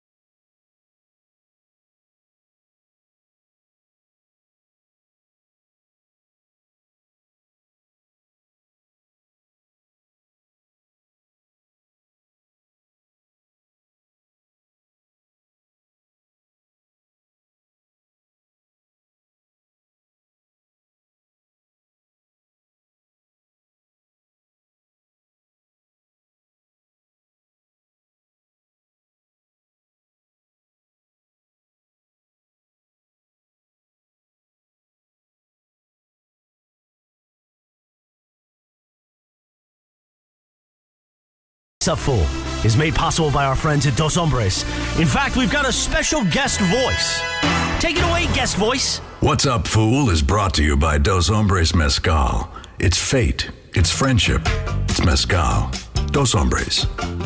Look at that. How do I follow that? I don't. So I simply say, take it away, Corporate Greg. Thanks, Morales. All right, so Bobby Marks the other day said the only way Portland engages Philadelphia in trade talks is if Tyrese Maxey is involved. But Philadelphia has shown no inclination to move its young guard. Why, with Joel Embiid possibly leaving at some point because they're not winning, would they not move Maxey for Damian Lillard? That's ridiculous if you wouldn't include Tyrese Maxey for Damian Lillard. You got a chance to get Damian Lillard. I think what is at play here is what do you do with James Harden? Because you're on the hook to pay him $37 million. Right. And so Tyrese Maxey and Harden. But I don't think Portland wants Harden. Then that's the I don't think anybody particularly wants Harden. The Clippers, I guess, are the one team where. But same thing, they don't want to give up Terrence Mann. Right. And I think Portland can flip them to the Clippers. Maybe, but I don't know if Portland necessarily wants to have that albatross around its neck that they have Harden. And what if the Clippers say we don't want him? But in the abstract, would you include a player like Tyrese Maxey, who they clearly value, in a deal for Dame Lillard? I would, yes. I would too. Daryl Morey can see the whole board, and we can't. So maybe he thinks that Dame's going to make life difficult for the Blazers. You know, the Blazers, it's going to be a very weird camp for them if they come with Scoot Henderson and Dame. Right. Who gets the ball? Right. You just sit Scoot on the bench after you use the second overall pick on him? Yes. You just sit him. Or if you can't play him in the backcourt at the same time, right? Right, because you got Anthony Simons at the shooting guard, and you giving him $100 million. So then you play Dame Lillard. I don't care. Scoot Henderson's a rookie. Right. I don't. Dame doesn't want to be there. And some people think Scoot Henderson is good enough to win Rookie of the Year if he plays. Yeah. So maybe I think people are waiting to see if to force Portland's hand, Greg. That's the only reason I could think you wouldn't do that, because on paper, if I can get Damian Lillard right for Tyrese Maxey, I'm doing it. Yeah, you do it in a second. Yep, but you possibly keep Joel Embiid then. Right. But Daryl Morey, did you guys see where Bill Simmons said either Joel Embiid, Donovan Mitchell, or Giannis will be on the Knicks within a year? He's guaranteeing it. It's Mitchell, right? So Mitchell makes sense. Bill says one of the three, and he knows stuff. So maybe. Maybe that's part of all this, too, is that if Embiid's leaving, maybe Lillard doesn't want to go to Philadelphia. You don't know. You got to be able to see the whole board. What's up, fool? All right, guys, so the Eagles are hosting the Vikings tonight, and I saw on SportsCenter this morning there was a couple Eagle fans already there at 4:30 in the morning for an 8:15 kickoff. Yep. What's the earliest that you guys would go to a game? Well, You're I used to tailgate and stuff, I used to cover the Raiders when I was working at Channel 2. We would go up because we had the AFC contract. CBS had the AFC contract. So if the Raiders had a big game, they would send us up to Raider games, and they'd just fly us up either morning of or the night before. Right. And when they flied us up the night before, we would go do stories in the parking lot because they were camped out waiting to set up the next day. So 4 a.m. isn't even a record. I mean, some people just set up the day before. Yeah, I would say the earliest I will get to a game is 2 hours before. That's the earliest. Like USC, I'll go early because there are tailgate parties that I want to hit. Rams games, I normally walk in half hour before kickoff. We can't tailgate at SoFi, right? Yeah, there is a tailgate section, but I don't tailgate for Rams games. But 2 hours is about my limit. 4 a.m. is insane, but those crazy. fans are insane. I mean, those are crazy fans. So I get it for Philly. I don't think L.A. I mean, normally fans are late here as opposed to early. Right. That'll never happen here. No, not at all. What's We're up, big fool? UCLA guys. I'd like to kill that one. We're big UCLA guys. We are not big UCLA guys. All right, sticking with Philadelphia, they actually just released a new food item for their stadium. It's called the Slim Chicken, and it's a fried chicken sandwich that's covered with frosted flakes, honey glazed bacon, cherry jam, ghost chili, and the buns are apple fritters. You in or out on the slim chicken sandwich? You know, most stadiums and ballparks have some item like this, and I now think, Mace, it's just a game of let's concoct the most ridiculous thing we can think of and see if anyone somebody will buy it. Right. And I think there are people dumb enough to buy it. I'm just not one of them. Buy our $100 cheeseburger or buy our... Brian, does it say anywhere in there what the calories are in that sandwich? It didn't. It's 2 donuts and a piece of ham and some Swiss cheese and some mayo. And I mean, they're just making stuff up. This stuff is just... And I would question whether or not anybody actually orders it. That's a good question. I'll say... From all like the ones that are pretty outlandish, it looked pretty good by the picture. By the way, it looked good. When I started to put this together in my head, it did start to sound pretty good. So it's apple fritters for buns, right? Spicy chicken sandwich. Yeah, the chicken sandwich, like the breading is Frosted Flakes on the fried chicken. Okay, I can live with that. Right. I can live with that. And then some kind of mayo. Cherry jam. I like that. You get a little sweetness. Right, and honey bacon. Again, you get the sweetness and the bite of the... Yeah, I would try that one. No, thank you. Bergman, Ian? No, there's zero chance. Come on, man. Come on. And people do eat it to say they tried it. Adventure. Yeah, you go get that. You have diabetes after that. I think it'll take more than one sandwich to give me diabetes. All those donuts from DK's Donuts in the past. It's true. It's true. They all add up. What's up, fool? All right, guys. Yesterday, I also saw that Adam Sandler announced I said on ESPN today, and Adam Sandler is going on tour. He's going to be doing stand-up. Who? Adam Sandler. Just announced. Oh, I love Adam Sandler. So do I, and I'm sad. I believe I didn't see LA on there at all, so I don't think he's going to be here for this tour. Yeah. Oh, that sucks. I'll have to double check. But what is your guys' favorite, two favorite Adam Sandler movies? Oh, this is a hard question for me because I like them all. But if I had to pick two, this is very hard because there are several that are excellent. But I'm going with Big Daddy, which I think is fantastic. Love that movie. And I'm going with Happy Gilmore. But if you went with two completely different movies, I'd be okay with that too. So I've got Happy Gilmore on my list. I love Happy Gilmore. But my second movie, and I think this is out of respect for Adam Sandler, who's capable of doing more than silly comedy, Uncut Gems. Really Uncut good. Gems that was pretty good. Crazy great movie. I will never watch it again. No, it's so tense. And then the other one he did after Uncut Gems, where he plays the scout. Hustle. Hustle. That's Hustle's good great. too. That's on Netflix. Yeah, he was nominated for a Screen Actors thing for that, an award for that. So here's my thought on Adam Sandler. Dan Patrick's getting pretty old, don't you think? Yeah. I'd like to take the Dan Patrick role in all Adam Sandler movies. Do you think I can pull that off? No. All right. Because you have to have a relationship with Adam Sandler. Good try. Bergman, He takes care of his friends. How many times? How many times has Rob Schneider been in a Adam Sandler movie? Greg, who's my number one guest request? Adam Sandler. Adam Sandler. Yeah, but well, let's get Tyler on that. We have a producer who hates guests. No, that's not. I don't hate guests. When's the last time you booked a guest other than one we like Matthew Berry or Sean McVay and Joe Fortenbaugh? All those guys. It just depends on what we want. You give me. We want Adam Sandler. We just told you. I told you, and now Tyler will go out and get him. Why not you? Because Tyler's the producer. Tyler's the producer. Tyler. Wait. So when we booked Matthew Berry, that was me. You're the producer. Sean McVay, you get credit, and when we want Adam Sandler, it's Tyler's blame problem. Tyler. Correct, but if he gets him, he gets full credit. Okay. Oh, there we go. Just like he gets full credit for my fantasy team. Yes. Yeah, I don't think he wanted to do that. 100% responsibility. And by the way, Billy Madison might be the best. It's of awesome. Ever. Oh, it's great. All right, every one of them. Boy, I mean, you guys want to hear a great Billy Madison story? I've told Mason. Sure. And have you ever seen Rain Over Me? That was really good. Don Cheadle. All right, here's a great Billy Madison story. So John Black, the longtime Laker PR director, before he worked for the Lakers, worked for the tennis tour, the ATP tennis tour. Right. So he was friends with Pete Sampras. And so he would, once John went to work for the Lakers, he would, hook Pete up with Laker tickets, and they would still go out and do stuff. They're friends. Right. So they go watch Billy Madison. And they're walking out of the movie.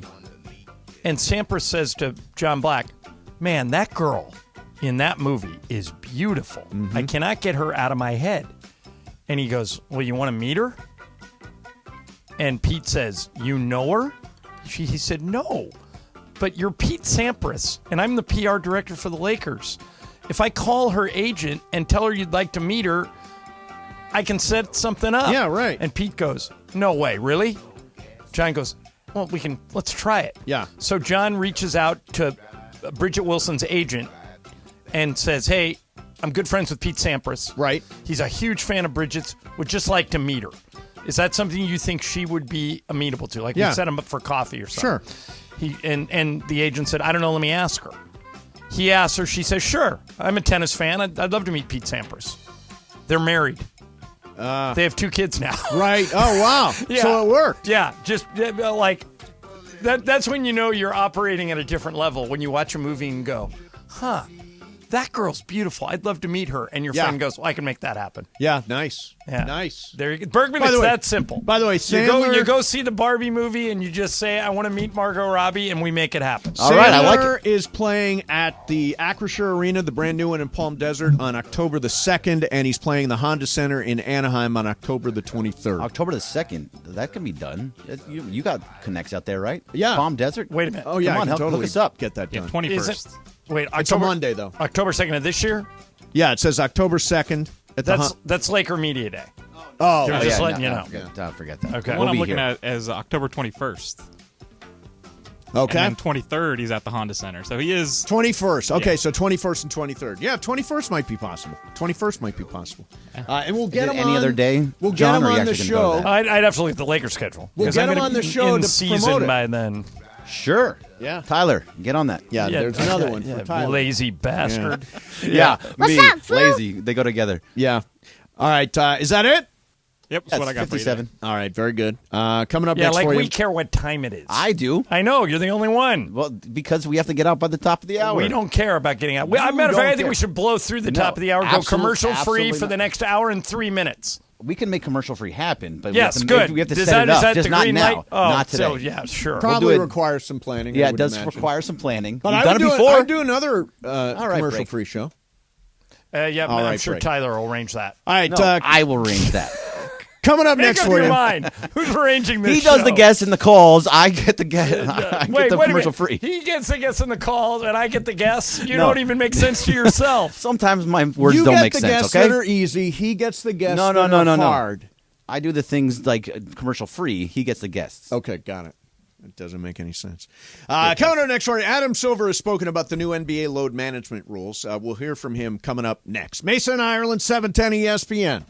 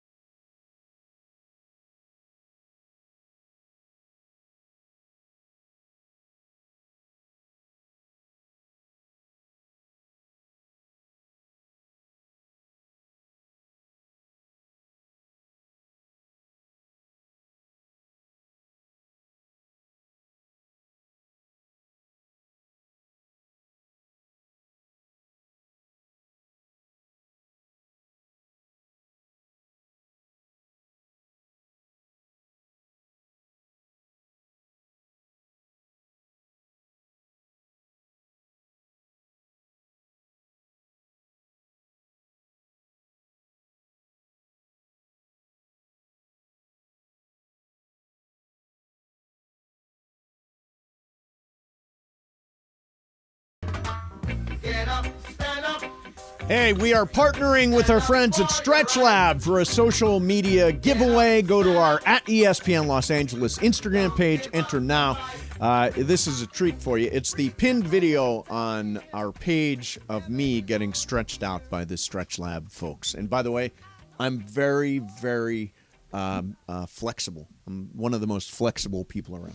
And yet you still get hurt in every athletic competition we have around here. But I remain flexible. That might be the first true thing you've said in quite some time. You are one of the more flexible people here. Yes. Well, he's a certified yoga instructor. Yes. Yep. Yes.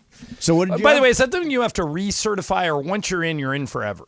I don't know the answer to that. If I ever went back to teach, and that's the kind of thing I might do once they take the microphone from me. From your cold, dead hands? From my cold, dead hands. Yeah. I might go and teach yoga again, like one class a week, but I would probably go back and tune up and do a certification class all over again. But I would imagine that if I just threw the doors open and said, hey, I'm having a yoga class, don't you think the room would fill up pretty fast? So I found something here. Oh, okay. You're just blowing that off? I'm a hell of a good yoga teacher. I'm sure you are. One of the best. I think you should put a sign-up sheet up in the conference room and say, I'll be teaching yoga next week. Pick the time and see how many people sign up. Do it. Honestly, do that. I'm going to do it. Yeah, and we'll see how many. Should we put bets on this? When's if the more yoga than class two gonna people be? show up, do we have an over/under on like 2 to 5 somewhere around there? Well, I think he will make the interns go. No, there are no interns right now. Yeah, no, but there are no They're interns, but our social media team, those guys. Sure. No, he'll make the whole cast of the Blueprint show up, and he'll lord his potential Blueprint guest appearance over them if they don't. He'll say, I'll come on the Blueprint if you all come to my yoga class. And then Cody, Parker, and DeAndre. They'll all be there. No, they'll not only be in there, but they'll take a recorder in there and do a Blueprint in the yoga class. Here's my question. Where would they even teach a yoga class here? We'd have to take the table out of the conference. You can put it in the bullpen. We can just move some stuff. Well, that's not going to be a big crowd. That's why you don't need much. You don't need much space. It's you and like 2 people. No, it's me and a crowd. Yeah, how big is your crowd? Are you going to come? No. You aren't curious? If it were any Are other you not day. curious about the way I teach yoga, my style? No, I'm sure you're excellent. It doesn't even matter what day it is. I'm not going. Would you come to my yoga class? Well, I'm not going to your yoga class. Brian. There's zero chance. You know it. I'll be there. Absolutely. I love Brian. I'm Brian's curious the just to best. see how you lead that. Excellent. Guys in the production. The Blueprint guys. Absolutely. Yep, Josh, everybody's It'll be in. pretty entertaining. They just want it for content. Yeah. Oh, the true. Blueprint guys. True. Yeah. True. Yeah, exactly. So real fast. Yep. We did our Blue Review this morning at 9:30 a.m. every morning. On time today, Greg? It was on time today. Parker did a good job. Got us on time. It was very good for him. Good. But so he put it out on Instagram. He put a post out, and it's about what we talked about. Dodgers win off the field. Team sends young fan gift package for his first ever baseball game, which was very, very nice. Explain. I don't know this story. Explain this. So a woman started tweeting about how she's taking her son to his very first baseball game. She got pictures and she got tickets in the upper deck, and he started crying when he got it. Oh. A listener to our station, actually, a listener to the station, saw her post and said, I love this story, and gave her loge seats. And so she went to the loge seats. Good for him. And was really cool. And she took a picture of his son. Oh, I love that story. Yeah, but there's more to it. So put pictures of her son and of him in the loge seats overlooking Dodger Stadium. Okay. The Dodgers saw the post and said, we love this story. Where are your seats? We'll come find you and give you something. They have a whole gift package for her. And then eventually they had to leave. There was a whole mess up there, but they sent him stuff to their house. Awesome. It was an amazing story. No, that's really cool. Really cool. And so what's the funny part about this is he put this up there, and then the caption says, Bell, Bergman, and Yates react on the Blue Review. Parker Bell got first billing. He got first billing. Bell, Bergman, and Yates react on the. Well, on the I will Blue say, Review. I will say this: if you want to keep track of attendance, in the Blue Review, I predict from now till the end of the season. So what do we got left? Like 3 weeks? 2 weeks. 2-ish. I'm doing every day. 2.5. I'm skipping on meetings to be on this at 9:30. All right, I predict Parker will have the best attendance rate Well, of not the so far. three He's usually people. 20 minutes late. Oh, that's right. The other day he came in 20 minutes late. Parker, what did I tell you, man? You got to get reps. You can't be late when you're getting reps. What the hell's wrong with you? How's P-Bell's Dodger knowledge? Is he a big Dodger fan? He watches Does he know the game stuff? He knows some stuff. Yeah, he's some got stuff. Decent knowledge. Yeah. Good. Yeah, it's getting and better. It's every morning at 9:30. It's on YouTube. On YouTube. And it's live on YouTube, and then it leads right into Travis and Sleo. And you take comments and all that. Yes, kind of we stuff. take comments and all that. But Good. first billing, he gives himself first billing. Well, good for him. Like Clinton, I could understand if a Clinton man gets after my own heart. Do you think I would ever not? I can give understand myself if first Clinton billing? gets first billing, but to give Parker Good first for billing Parker. over me and Clinton, Yeah, I love that's it. Yeah, I say good for you. Well, It's whatever kind of you're a doing, shot. Parker, keep doing it. Keep doing it. Shot. If you can irritate Greg a little bit, that's just a bonus. Oh, there's been annoying things all day today. Have there? Oh, yeah. Tell us one. No. Tell us one more. I'm not allowed to. You One won't let more me. thing. You won't let me. Of course I will. Oh, no, that. Well, you'll spoil that. You can't do that. You'll spoil that. Well, again. Yeah, that annoyed him. It All did. right. Here we go. Adam Silver. So the NBA, and John, you've railed about this, and Michael Thompson has railed about this. Yep. This I load will rail about management it issue. given any opportunity. And I've always said I can't imagine a way to regulate it. Well, Adam Silver and the NBA Competition Committee has figured out at least a plan to try to curb rest management. Here is Adam Silver. Everyone is acknowledging this is an issue, and it's an issue for the fans. So there was the adoption of the policy was unanimous. There was full support from the Players Association. I think, though, people are also saying, well, let's see what this means in practice. What does it mean when a league doctor is coming in and separately looking at a player's health? I do think this policy will deal with the most egregious examples, and we'll go from there. And I just think, lastly, that even though the teams are highly competitive with each other, they shouldn't be competing when it comes to health and the science of performance and care for our players, especially since contracts have gotten shorter, players move from team to teams. And I think we're declaring also there's more to be learned here. And I think rather, in all seriousness, like the Sudafed example, saying let's really not just take for granted somebody saying load management. Well, of course you need to rest after this many days. Let's really study it and understand it and see if there are changes we need to make. And it may turn out, a lot of the older players, by that I mean now at this point retired players, when I first became in the league, used to believe that they were more likely to get injured if they took nights off, that they would get out of rhythm. And in some cases maybe played fewer minutes, but they played. And that's something we want to look at as well. All right, let me explain something here, because the narrative that I'm hearing ever since they announced they were going to do this is, well, it'll never work. Right. It might not work. No, it might not. But any step towards addressing load management is a good thing. The number one problem in the NBA right now, in my opinion, and the NBA is a fantastic league, is fans paying top dollar to see their favorite players and their favorite players not playing. It's rampant. Yep.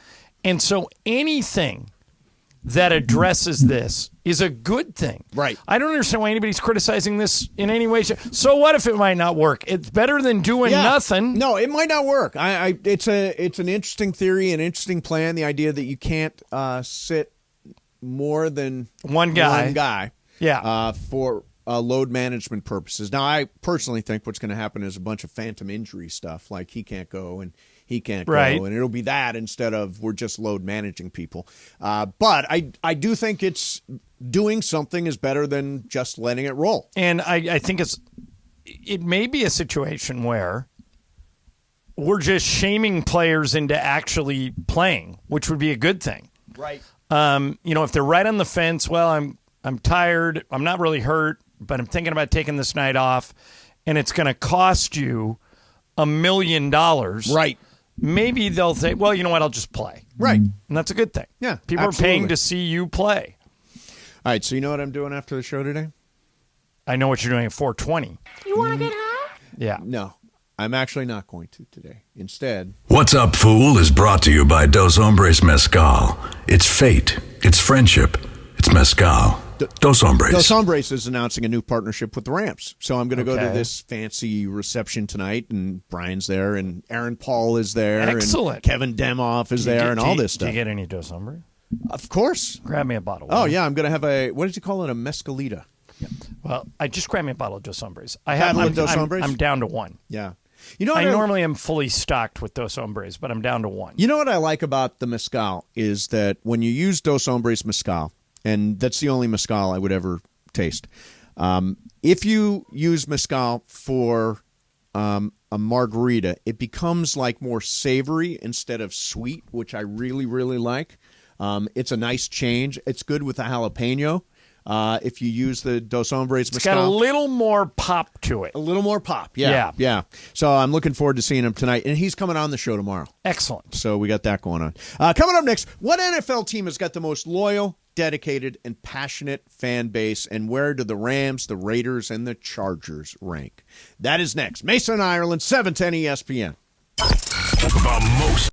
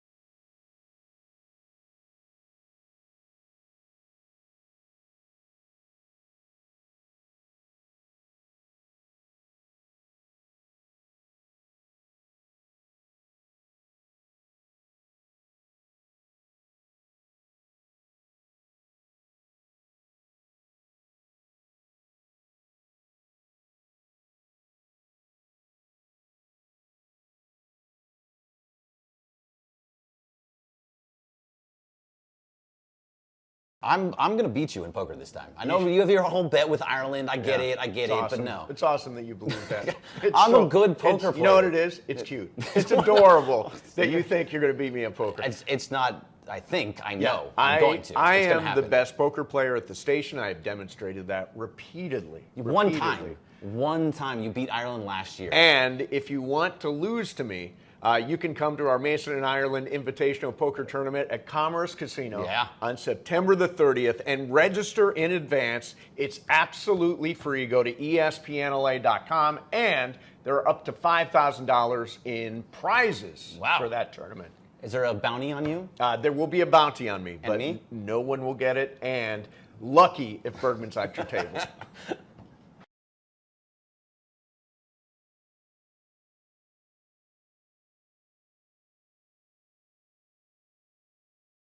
This is Mason and Ireland on your home of Rams football, 710 ESPN.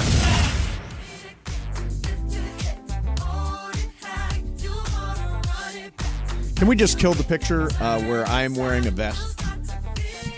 Why, you don't like your puffy vest look I anymore? don't like the puffy vest. Wait, you argued for the puffy vest for years. And now I'm arguing against it. I'm tired of it. Every time you have some 2 years later, you say, I don't want this picture. Oh, imagine. I don't want this Imagine picture somebody wants a new picture every 2 years. That does not seem unreasonable. Yeah, I never do. Just whatever pictures you got of me, go with it. That's how I feel, too. I don't feel it's like all the that. same. The pictures, first of all, I look fat in that picture. Oh, my God. Secondly, I'm wearing a puffy vest, and the puffiness isn't helping the look.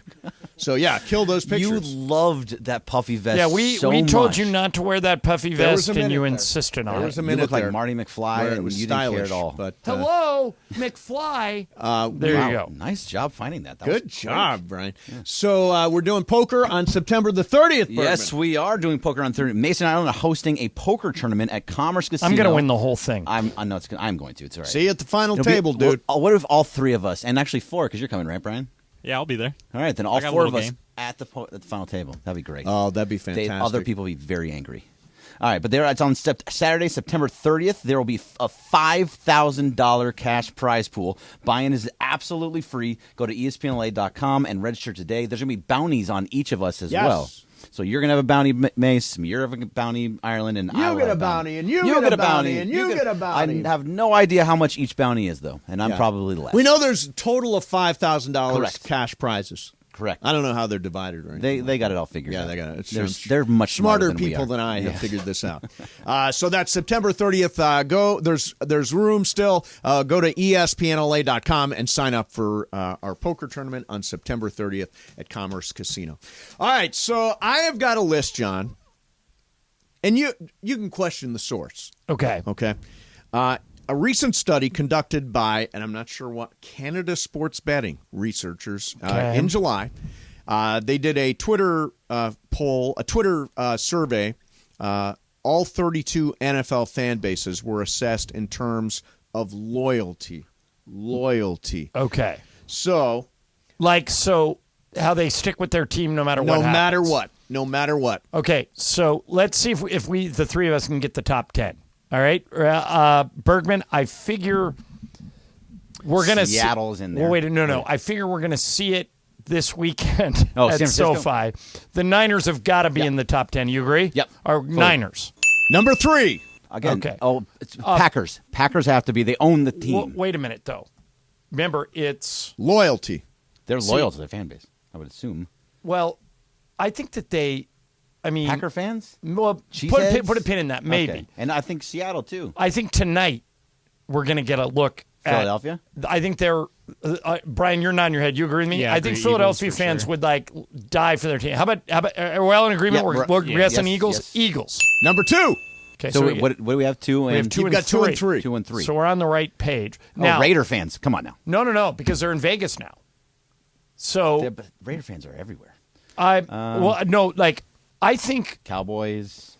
Well, what about the Chiefs? I mean, they sell out every single game. Sure. Chiefs are a good one, too. You think the Chiefs are there? Yeah, I'm with the Chiefs. All right, let's try Chiefs. Number 6. All right, we're 3 Brian, for... do you agree with any of those that I've said? Seattle. All right, now, Greg, Packers, what about this? I think you'll agree with Cowboys. this one.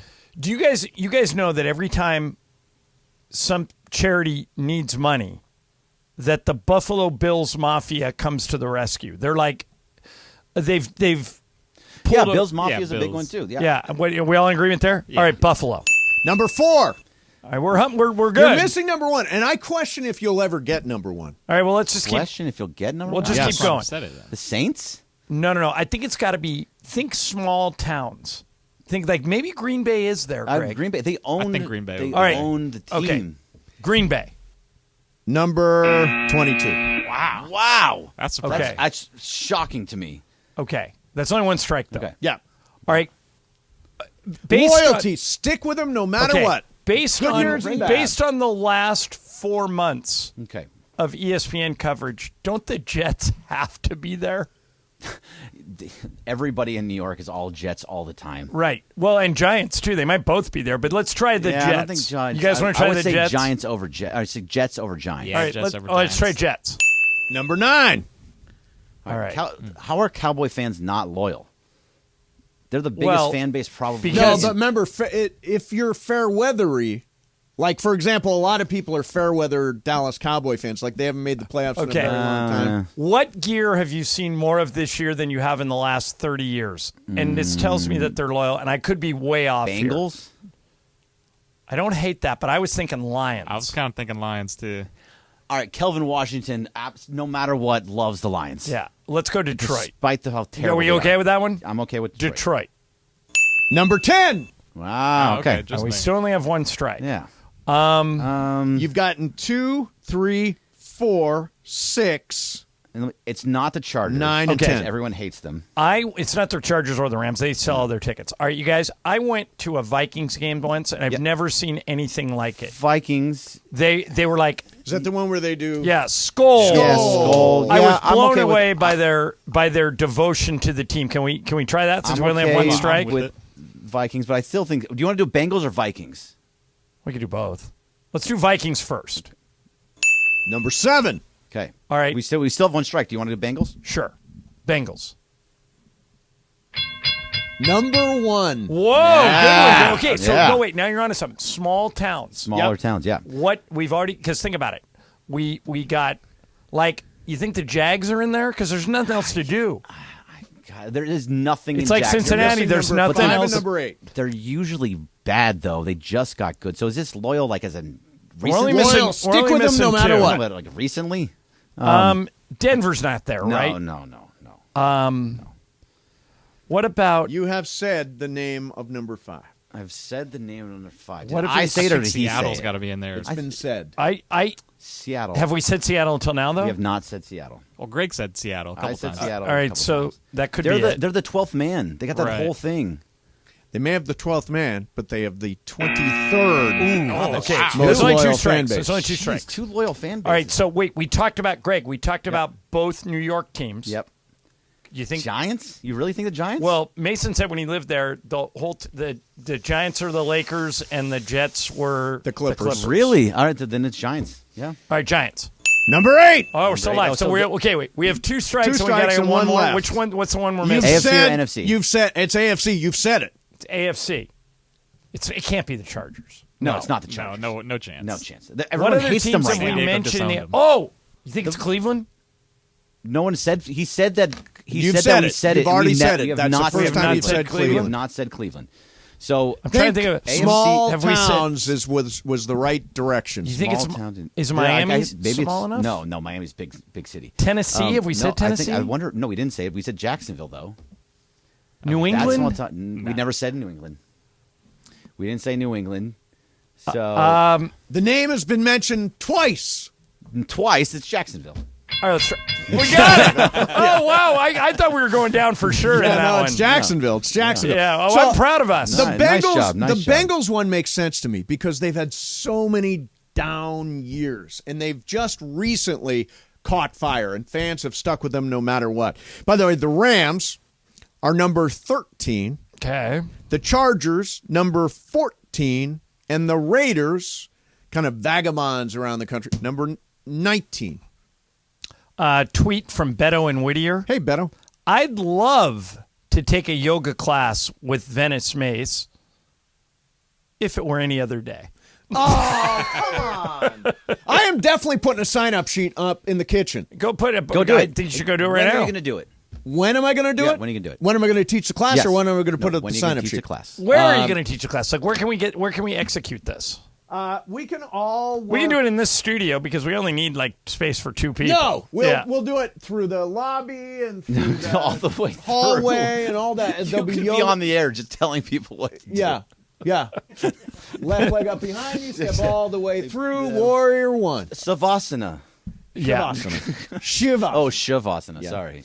All right, coming up next for by the way, we mentioned Sean McVay said yesterday one of the reasons why there is so much red in SoFi Stadium when the Rams play the Niners is his grandfather, which is absolutely true. His dad used to be the GM. His grandfather guided San Francisco through all those winning years in the 80s when there was no team in Los Angeles. That's why there are more red colors in the stadium when the Niners come to town. Yeah. But I would argue that's the reason. I would argue that Sunday because it's the opener, Rams fans have a chance to represent in a big way. Because nobody skips the opener. Nobody skips the opener. We've said this every year, and it's always right, but this more is the red. opener. Doesn't matter. First game of the year. Who doesn't go to the first home game of the year? I would love it. I'm going to be there. Are you going to be there? Yeah, I'm going to be there. Where are you going to be?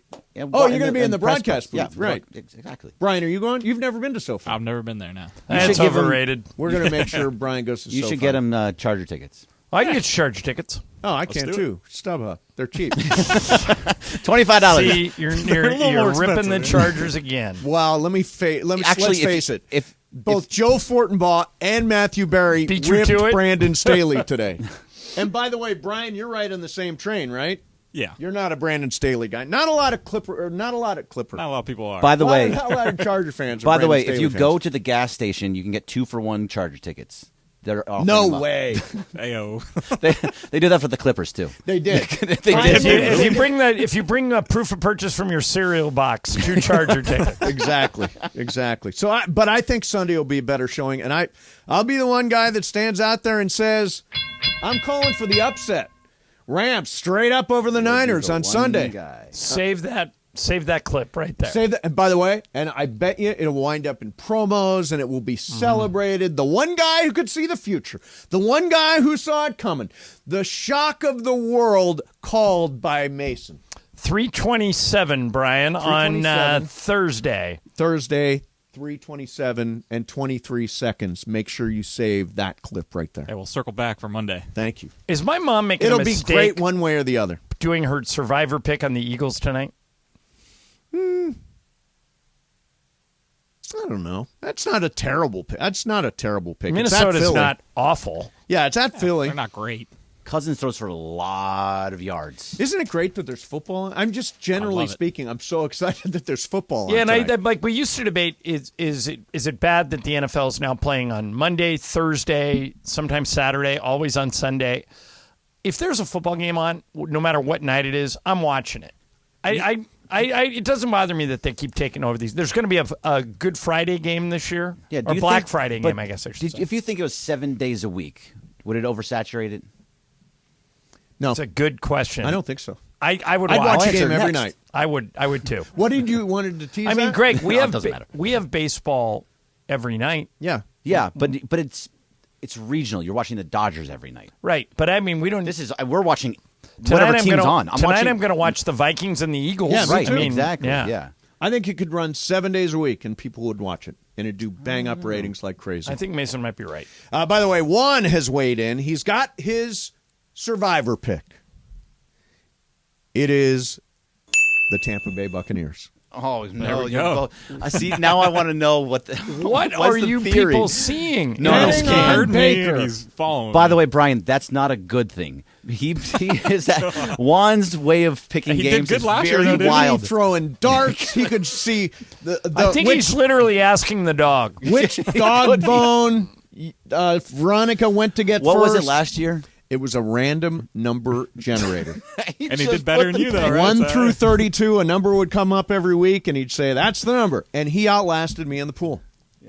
So I would love to know what it is this year. Okay, we'll find out. So when he loses, will he tell us? Yeah, he will. He will announce the exact scenario he used if he does when he does go out. Great. He'll go out at some point here. All right, coming up next for you. Interesting. The Jets are out there without a quarterback. And there's one NFL analyst who says they're not going to be searching for a bigger name. We got that coming up next for you. Mason, Ireland, 710 ESPN. Hey, you did the tough thing during COVID. You paid your people. You pulled your business through the pandemic. And now, doing that tough thing could qualify you for up to $26,000 per employee at covidtaxrelief.org. Now, government funds are already out there, already available. For companies that kept 2 or more employees aboard during COVID. It's not a loan. You don't have to pay it back. But this program, like everything with the government, is super complicated. Nobody knows more about it than the CPAs and the tax experts at covidtaxrelief.org. You pay nothing up front. They do all the work and share a percentage of the cash they get with you. Businesses of all types, including nonprofits and churches, qualify.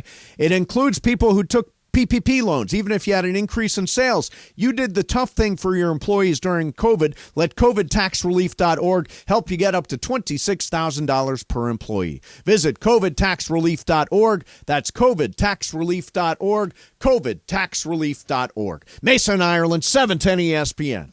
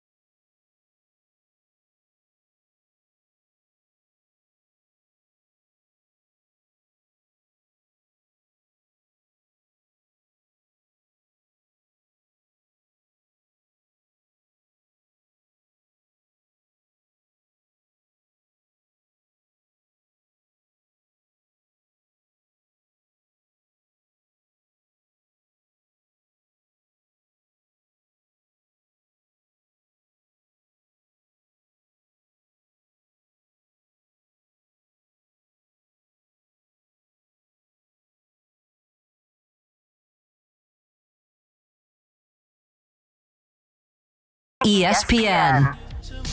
Don't we all get occasionally blocked? Or hell yeah. To Like you, I it always- normally happens during game of games, but to others, it could happen at any minute. A lot of times I've got Devontae Adams playing in Miami and Tyreek Hill playing for the Raiders. Why not? Yeah. Could happen. I just Exactly the same receiver. yeah. Exactly the same. The same Exactly, style and same- everything. Same style, exactly. All right, so John, you actually found this. A lot of people talking about what the Jets should do now that Aaron Rodgers is hurt and gone for the year. And Well, let's kick this around a little bit. Bergman, if you were the GM of the Jets, Yep. would you just hand the keys to Zach Wilson or go get somebody else? Go get somebody else. Like who? Carson Wentz. That's the obvious guy. Absolutely not. Absolutely. But no, Carson Greg, Wentz. seriously, like who? Seriously, I would either go after Kirk Cousins. Okay. Because I don't think he's going to be a Viking next year. Okay, I might agree with you. All right, so that's the name you would target. Yes, I would target that. Especially, Brian, if they, would you- especially if they lose tonight. And then the other name I would target is Ryan Tannehill. He's not very good, but He's okay, though. Brian, But he's a leader. would you, if you were the GM of the Jets, hand the keys to Zach Wilson or go get somebody else? If Rodgers is coming back, I'm sticking with Wilson. Because I feel like it's going to be hard to get another vet in there, and then if Rodgers comes back next year, what are you going to do? So Which that, fits my Kirk Cousins. No, that Brian kind of has set nailed us it. up to where we want to go. Robert Griffin, III, who a lot of people still call and say, you got anything left in you, was on Get Up the other day, and he had a very interesting take on this. He basically says they're not bringing in any big name, Greg. They're not bringing in Kirk Cousins. They're not bringing in him, anybody, because... Did you get Teddy Bridgewater? No, he says they're not bringing in any big name because they'll be worried about upsetting the locker room. Listen to this. Some of these guys like Carson Wentz, Cam Newton, Colin Kaepernick, myself, it's not that we can't play the game anymore. It's that we're a big distraction if you bring us in. I had a GM tell me this offseason, hey, man, I know you can still play. You look like you can still play. But if we bring you in, it's going to be a distraction for our starting quarterback. So now that your starter and Aaron Rodgers is out, you can potentially go and grab some of those guys. You buy what he's selling?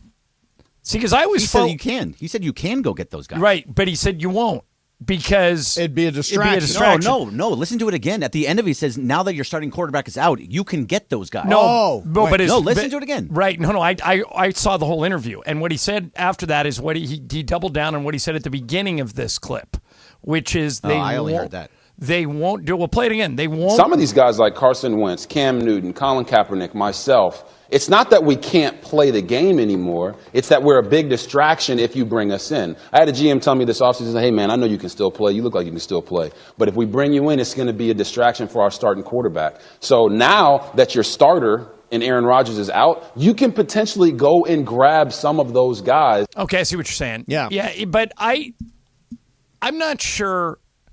Like everybody said, they should call Tom Brady. No. Even if Brady would come, which I don't think he would, I'm not sure it works. Carson Wentz would come in a minute. Yeah, well, he's looking for a gig. He's looking for a gig. There's a reason he's looking for a gig. He's not good. But 2 years ago was spectacular. Tell me he's not better than you would rather see him. You would rather see Zach Wilson than Carson Wentz. Greg, last year, Carson Wentz. Last year. 27 TDs, 7 interceptions. No, that was not last 2 years ago. That was not last 2 years year. ago? 2 years ago, yeah. That was not last year. He had like 8. Last year he was injured. Well, last year he played for the Colts last year, right? He had 9 interceptions. Yeah, I don't think Carson Wentz is the answer either. But I have always there's no good answer, right? I've always felt what RG3 said there is a little bit true. That I think Colin Kaepernick probably would have got a chance if he wouldn't have brought the sideshow with him. Right. That you don't like head coaches are all control freaks. And they don't want the circus coming to town. Right.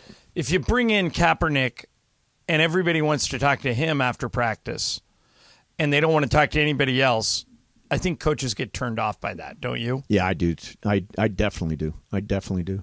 By the way, Carson Wentz last year played 7 games. So he was hurt. He was sacked 26 times in 7 games. That's got to be a record, right? 26 sacks in 7 games. Washington? Is that where he was? Yeah, Washington. Yeah. He's not good. 11 touchdowns, 9 interceptions. The year before was 27 touchdowns, 7 interceptions. So I think that's look. Brian's got my back. Brian, was he a good quarterback? And not very good. Well, would you rather have him or Zach Wilson? Going forward, probably Zach Wilson. Oh honestly. my God! Thank you. You say, "Oh my God," like it's some crazy thing. Yeah. There's a reason he's not even on a team. He's Wilson not even won the game. Backup. Well, Wilson didn't win the game. The punt return guy won the game. Lose him the game. Return. Yeah. And Garrett Wilson had an unbelievable catch. He did have a great catch. All right, so Brian, you've got the game, right? Yeah. Who do you think's going to win? I think it's up to anybody. You think anybody can win it? Anybody can win it. All right, Greg, is anybody from the afternoon show playing? I'll ask AK. Okay. Oh, Andy's filling in today. So shit, Anna. Andy and I think Brian's birthday is today. Yeah, happy birthday, Brian Kamenetsky. Brian Kamenetsky, happy birthday. B-Cam. So good you didn't make him come in. The athletic one. Not funny, but he is athletic. All right, game's coming up next for you. Mason, Ireland, 710 ESPN. Hey, if you own a small business, and I did for a long time here in Southern California, here's a way to make some extra money. Again, you own a business, here's extra money.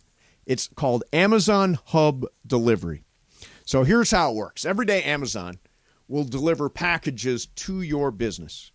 Then you and your staff turn around and deliver them. And you get paid for every package you deliver with weekly direct deposits. You don't need any experience. You don't have to sign a long-term contract. And if you refer another small business, you get $500. Get some extra income for you and your business with Amazon Hub Delivery. Go to Amazon.com/Hub Delivery. That's Amazon.com/Hub Delivery. Amazon.com/Hub Delivery. Mason and Ireland, 710 ESPN. Sedano and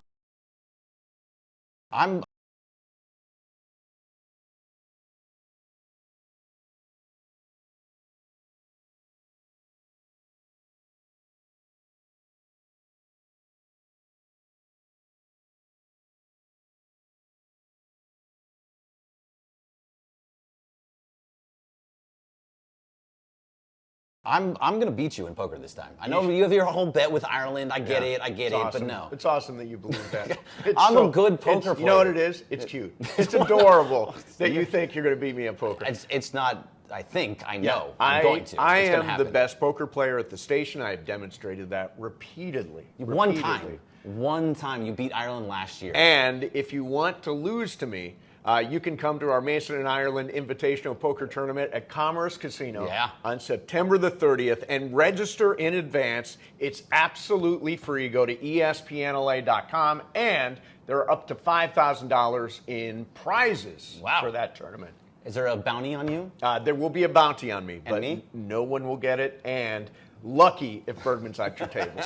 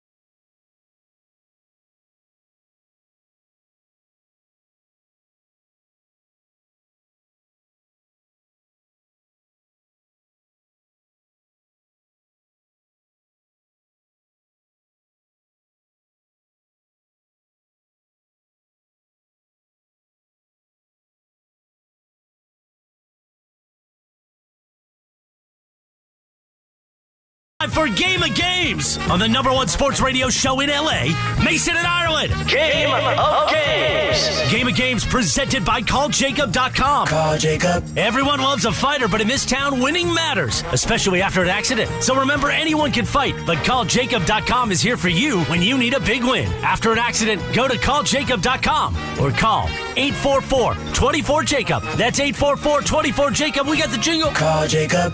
Thank you. Game of Games time. Take it away, Mace. All right, here we go. It is Game of Games time, and it is Brian Cullen's game today. Andy Kamenetsky is filling in for Shadano today. Andy, you're going to play along? Absolutely. Happy birthday to your brother. I will pass that along. I will pass it along. Actually reach out directly. No, to him. I get it. Yeah, he gets it. It's telephone. Just tell him. Well, yeah. All right. So, Brian, what's the game? All right, so Thursday Night Football, so I thought a little Thursday Night Football trivia regarding the two teams tonight. Excellent. Okay. All right. Let's hear it. All right, so there's going to be a couple true and false, but mostly multiple choice. Okay. All right, number one. The Vikings have how many Super Bowl titles as a franchise? Or how many Super Bowl titles do the Vikings have as a franchise? Is it just name as your buzzer? No, I'll give you Okay. So you got 0, 1, or 2. Who do you want to go first? John, you can go first. 0. Go around that way. Okay, Andy? 0. Mace? I know this one. It's 0. Greg? You're right. It is 0. All right, it is 0. You're right. Yeah, everybody got that one. Okay. All right. True or false? Entering the 2023 season, the Eagles have more all-time wins than losses. We'll start with Andy on this one. True. Mace? False. Greg? Have more wins? Have more wins than losses all time. False. I'm going to say true. It's false. Oh. Yeah. All right, so it's Mace and Greg that got it. How right? far below 500 are they, They Gino? have 613 wins, 630 losses, and 27 ties. Oh, it's close. Oh, the ties are where they get you. Right. Yeah. And Okay. All right, number 3. I was going to say Greg, something. did you just stop I yourself? I didn't want to say the rest Just of it. froze? I was done. Okay, No, good. I was done with All my right. sentence. Entering tonight, how many passing yards does Jalen Hurts have in his career? Entering tonight. A, 7,589. B, 7,850. Or C, 8,700 or 8,075. Mace, this one's you. 75.89. Greg. Was that the lowest one or the middle? Yeah, the one? That lowest was the one. lowest. I think it's the highest one. 8,075. I'll take the one they didn't take. 78.50. I don't remember the numbers. All right, so Andy, you can Give me the middle one. It's actually, Greg's right. It's the highest Yeah, one. the highest one. All right. Bergman's on a little bit of a roll here. He's got the lead. Number 4, Justin Jefferson has the most 100-yard games through his first 4 seasons. How many 100-yard games does he have? A, 22, B, 25, or C, 27? Greg. How many games? How many games does Justin Jefferson have 100 yards? He's played 22, 25, or 27. Yeah, he's played in how many games? No. How many times? No, I'm not asking. He says it in the question. How many games has he played? Oh, no, through he just 4 said seasons. Through 4 seasons. Four Oh, seasons. okay. My fault. Okay. The middle one. 25. This one is me. I'll go 27. Andy. 27. Mace. 25. Mason Greg on this one, 25. Oh! Nice. Ooh, I'm falling behind, and Bergman has 4. All right, keep going. I think I'm 4. Where did Kirk Cousins play college football? Indiana, Penn State, or Michigan State? This one goes to me. I'll say Michigan State. Andy. I have no idea. Indiana. Greg. It's Mason. Mace. Michigan State. It's Michigan State. It is Michigan State. Yeah. Okay. Truly had no idea. You don't watch college football. All right, Greg, 5. I think you're 5 for 5. How many are there? How many are left, Brian? I got 4 left. Okay, Mace has 4. I have 2, and Andy has 1. Okay. All right, so we'll make Greg start going first. True or Not here false? Yes. No, we won't. Why? We make the rules. Well, complaining. -1. Mason and Greg are now tied. That's ridiculous. Now, One close. It's fine. Brian, Take the points away. That's I'm saying it's fine. I said Said take the himself. points away. It's fine. That's not a complaint. That's, Complain a I'm little just more, saying Greg. I fine. want us to be tied. It's fine. Saying You're I'm fine catching with up it to is not Andy. complaining. Mason has the lead. We're taking 2 away from Greg. It's Mason 4, Greg 3, John 2, Andy 1. I love the taking away of the points. All right, Brian, go ahead. All right, the next one is true or false. Jason Kelsey and Travis Kelsey went to the same college and were on the same football team at the same time. Mace. False. Greg. False. I know one of them transferred. I'm actually going to go true here. Andy. False. John's the only one that's true. Wow, Cincinnati, true. right? Yeah, University of Cincinnati. Yeah, They were on the yeah, same and team. then one of them transferred. Great. All right. I take the lead, and then I start letting it go. All right, so Mason 4, Greg and Ireland 3, Andy 1.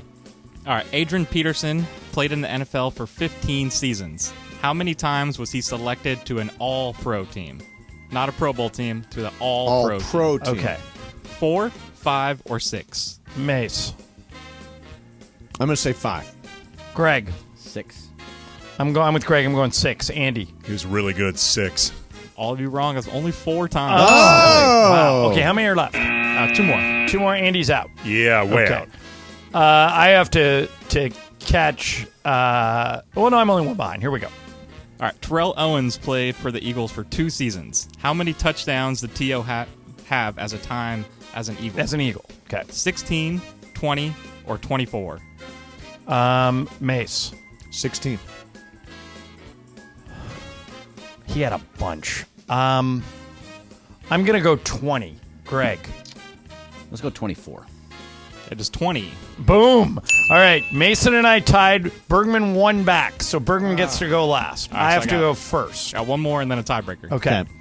Yeah, the Vikings and the Eagles have matched up 30 times in the past, including playoff matchups. How many times, or how many wins do the Eagles have versus the Vikings all time? 18, 15, or 12? I will go 12. Mace. 18, 15, or 12. Take a shot. I'm going to say 12. All right. Greg, you got 18 or 15 to catch us? 18.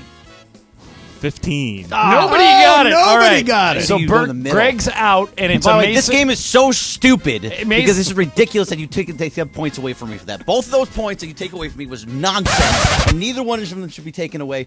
I'm very angry. We'll do it live. Take it up with the programming director.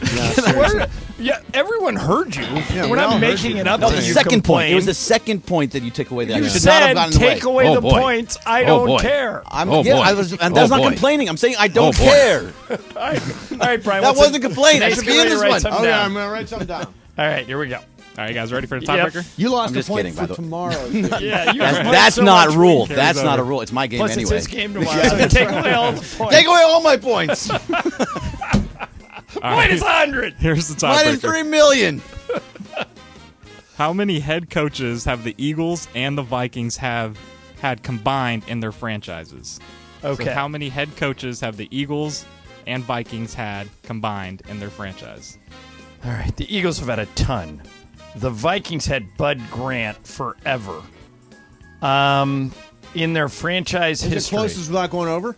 Yes. Okay. Mace, I've got a number I've written down. I've got a number 2. What'd you write down? 31. I wrote down 22. Oh, this one's Mace. 34. Nice! Mace, you're on the board! On the board this month. 24 Eagle coaches and 10 Vikings Yeah, coaches. I that's knew amazing. the Vikings wouldn't have a lot. Only but 10 coaches, a pretty sparkling record of hiring there. Bud Grant was there for about 50 years, wasn't he? Is Bud Grant still alive? I don't think he is. But boy, he lived. I think it was pretty recent. But he was he lived to be like 100. Yeah, didn't he was one of those guys that said you weren't allowed to. Died March 11th, 2023. No sex. Oh, so he just died. How old was he when he died, Greg? He was, I don't know. I got to be 100, I think. I know this because Levitard used to have 27 to 23, so that's, No, age 95. He died at 95. Levitard used to have him on regularly to talk about the yard sale he would do each year. Oh, really? And recently was the first year, I believe, that there was no interview. yard so sale. He was born in 1927. Wow. He could have seen the 27 Yankees play in person. Yeah, that's crazy. Died in 2023. Yeah. Hail fellow, well met. Wow. How many times? They went 4 times and lost? To the Super Bowl? Yeah. Mm-hmm. I think so. They lost to the Chiefs early. Yeah. They lost once to the Cowboys. Yeah, I think they're 0-4. And Buffalo is also 0-4? Yes. Almost in a row, I think. Yeah. Maybe Boy, in a row. How great was that? Is Marv Levy still alive? Go Bills. Yeah, he's still alive. He was the best. He was the best. He was a coach at my high school eons ago. Marv Levy was? Yes, Marv Levy coached high school football. It was like one of his very, very first gigs. Marv Levy is alive. He's 98 years old. Good for him. Congratulations. Pepe text me. Yeah, Mason, you finally won. Thank you, Pepe. Is Pepe coming back from his knee thing next week? I think next Thursday. Yeah, week from today. Okay, good. AK, what's going on with you? Not much. I actually just looked it up on Wikipedia. My high school was his first gig. His first coaching gig. In St. Louis Country Day in 1951. 1951 to 52. Then he moved on to Co, whatever that is. He was the assistant coach for the Co-Hawks football. They were a Division III NCAA school. At one point he did, there's audio of him singing Go Bills. Yeah, singing like the team song. Yeah. All right, so Cappy's going to join us here, and we're going to do a little super crosstalk. ESPN AM 710 Los Angeles. KRDC AM 1110 Pasadena, Los Angeles. K256CX 99.1 FM Pasadena, Los Angeles. It's the greatest segment in LA sports radio history. Oh my God. When the shows come together for magic on the radio. It will only grow stronger. Super Crosstalk. Are we ready for Sedano and Cap to join Mason in Ireland? Super Crosstalk begins. Super Crosstalk. Presented by Coors Light. Coors Light. Made to chill. It's time for Super Crosstalk.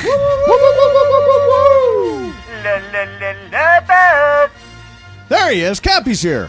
What's going on, Cap? Yo, gentlemen. Johnny I. Yes, sir. I am holding in my hands right now, and I'm putting it in my bag Mouth? for next Oh. week.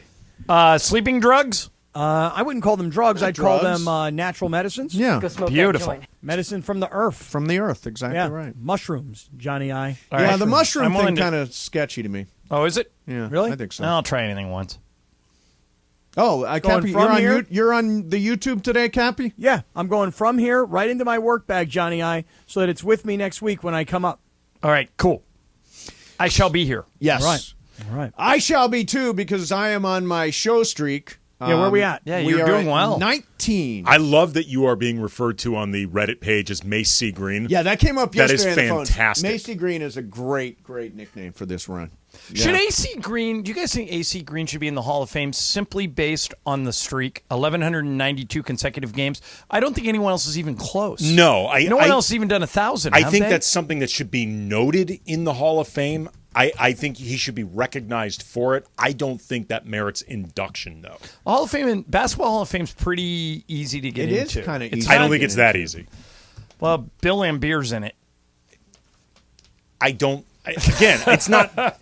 Look, everyone. Yeah, he had the unbelievable consecutive game streak. I shouldn't. I think Bill Lambier's in. I should look that. I mean, AC for a Green, career, he only averaged 10 points and a game. I think AC Green is a one-time All-Star. I believe he made it once. You know, he's a really good player. I mean, but really, and the streak is right. remarkable. I think it should be noted in the Hall of Fame. I don't think he deserves like a bust and an induction and a speech. It would basically be because one of the All-Star streak. game. Yeah. I just want to say that we've all glossed over the fact that Andy referenced the Reddit page. Did you reference Reddit? I did reference the Reddit page. Are you digging Yeah, I in was on wrong. Reddit? Bill Lambier's not in. I find the Reddit page interesting. I don't even know. I don't even know. Yeah, how I to mean, find Andy, the Reddit page. you got to understand something. Like, we all talk about, okay, hey, there's the mafia, and then there's the circle of trust, and these are communities that we've built on Twitter. Yes. But not one of us has ever referenced, hey, guess what, guys? Today I was on Reddit, and I was checking out what's the guy's name? Penis Thumbs? Yes, Penis Thumbs. That is his it has name. been acknowledged on air before. The existence of Mr. Penis Thumbs and all sorts of folks on the Reddit page. It's been talked about on this show. Right, but none of us have ever been like, yeah, I was there, I was using it. So for you to come in today, hot as you are, and drop the Reddit page, wow, bro. Well, I noticed that they happened to call the Macy Green. That was really all I was bringing it up. I wasn't looking to convey the conversation in the Reddit page. Mm-hmm. I will give whoever came up with that in the Reddit page credit. That's a really fun nickname for Okay, me. so I looked up to see if Bill Lambier was indeed in the Hall of Fame. He's not. I was wrong. But this little tidbit popped up. Did any of you guys ever watch Land of the Lost? Yeah, Land of the Lost, sure. I love that. The show. The Sizzlacks. Slee Stack. Yeah. The Slee Stack. Do you remember the Yeah, Slee Stack? The crystals, you would throw them and they would explode. at the Slee Stack. Lambier played a Slee Stack on Land of the Lost before he got to high school.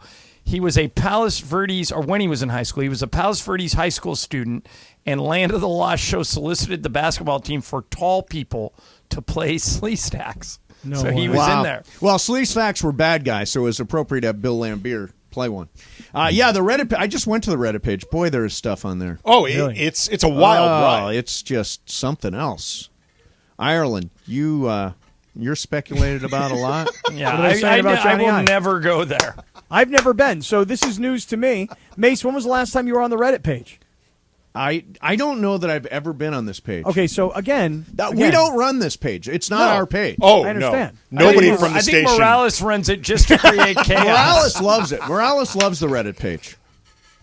Let me tell you That's guys where I something. learned about it. Was from Mason Morales. used to be so excited about the Reddit page. He was like, oh, we're going to get a listener interaction. And then after about 3 days, he went, this thing is a It's cesspool. awful. Ireland's laundry cleaning. Can anyone tell me what the name of the chemical or brand was that John used to clean Mason's shirt? Matzenbachers. It's on Amazon. Buy it. Okay. It Really? works. Because, John, I was going to bring you a T-shirt I have. Done. Bring it. With these incredible yellow armpits, just to give you the challenge to see if two things would happen. A, would you do it, which you've offered to do? Yeah, I'll do it. I don't know if And- I can get the stains out, but Right, I'll and do B, it. can you get the stains out? Yeah, Right. let me try. Bring it up when you bring up the other stuff. Throw it in your bag. We'll have a whole exchange of items. How much Okay. do the hosts on 710 make? I was just wondering, because I was hearing one of the shows talking about player salaries and wondering what these guys pull down. And what about the fill-in hosts? I always hear Beto talk about being broke, but I doubt that. Oh, Beto's broke. Huh. I don't think broke. He actually paid for tickets the other night for me to go to the Dodger game. No, I always joke with Beto that he's got like 19 jobs. I wish I had one. But he's you know what Beto is? Beto's a hustler. That dude is working every angle. Tell you what, I went to the Dodger game with him, man. He knows everybody. Beto everybody knows him. this entire city. Yeah, he does. Beto knows everyone. Yep, he really does. I had a great time. We had a great time on that. We're going to go back. We're going to go back and do it. Are you going to stay past the fourth inning when you go back? It's up to Beto if he drives. Yeah. Oh, is he a lot right? of people think that was you throwing Beto under the bus. Oh, get Beto on the phone. No, but by you saying it was him that made you leave in the fourth inning, you're a rat because you threw him under the bus. Well, no, you asked me why I left, and I said because Beto was leaving. Mace, can you FaceTime Beto? You know, Sedano's not here to do it. Could you FaceTime Beto? Would he answer your FaceTime? I gotta believe Beto would answer my FaceTime. You have your phone in your pocket while you're on the air? Yeah, I always do. Just seems uncomfortable to have that big ass phone in your I know, pocket. but you needed to get in and out of the door. Right. Oh, you guys so use it's your phone easy to get in and forget. out? Yeah. Well, how do you get in and out? I'm old school. I use like an ID card. Cap's and, like, never a little here. fob. He doesn't need to get in. That's and not out. true. He's here a couple No, times he's a always week. at the East Central. I know. It's just that every time Andy comes in, it's like I'm never really That there. is true. It's It so feels- weird. It's kind of like when George isn't in, Lindsay barely comes in. You know what I mean? It's kind of one of those deals. I think it's... Is that how it works? Yeah, she don't like to come in unless it's George is there. Okay. FaceTiming Beto now. All right, here we go. Let's see if he picks up. I don't know. We haven't done a FaceTime in a while, have we? No, I don't think so. That's a the little first while. time in a while. Calling Beto Duran. You know, we could call him on the studio phone. But Johnny I, would you ever FaceTime James Worthy for us? Well, no, Beto's going to answer. I know the bit. Hey, What's Beto, the bit? you're on the radio. I know. What's the bit? What do you guys want? All right, Beto, here's the question. Whose idea was it to leave in the fourth inning? Answer honestly. It was yours? Yeah. Why'd you leave in the fourth inning? Because when there's a couple of people that are falling asleep, you leave, bro. Oh, was Mason falling asleep? I don't want to see if he was asleep. I was not falling asleep. I was watching the game. It must have You been were watching Funchess. It must have been Jorge. You were watching your eyelids. Sounds like.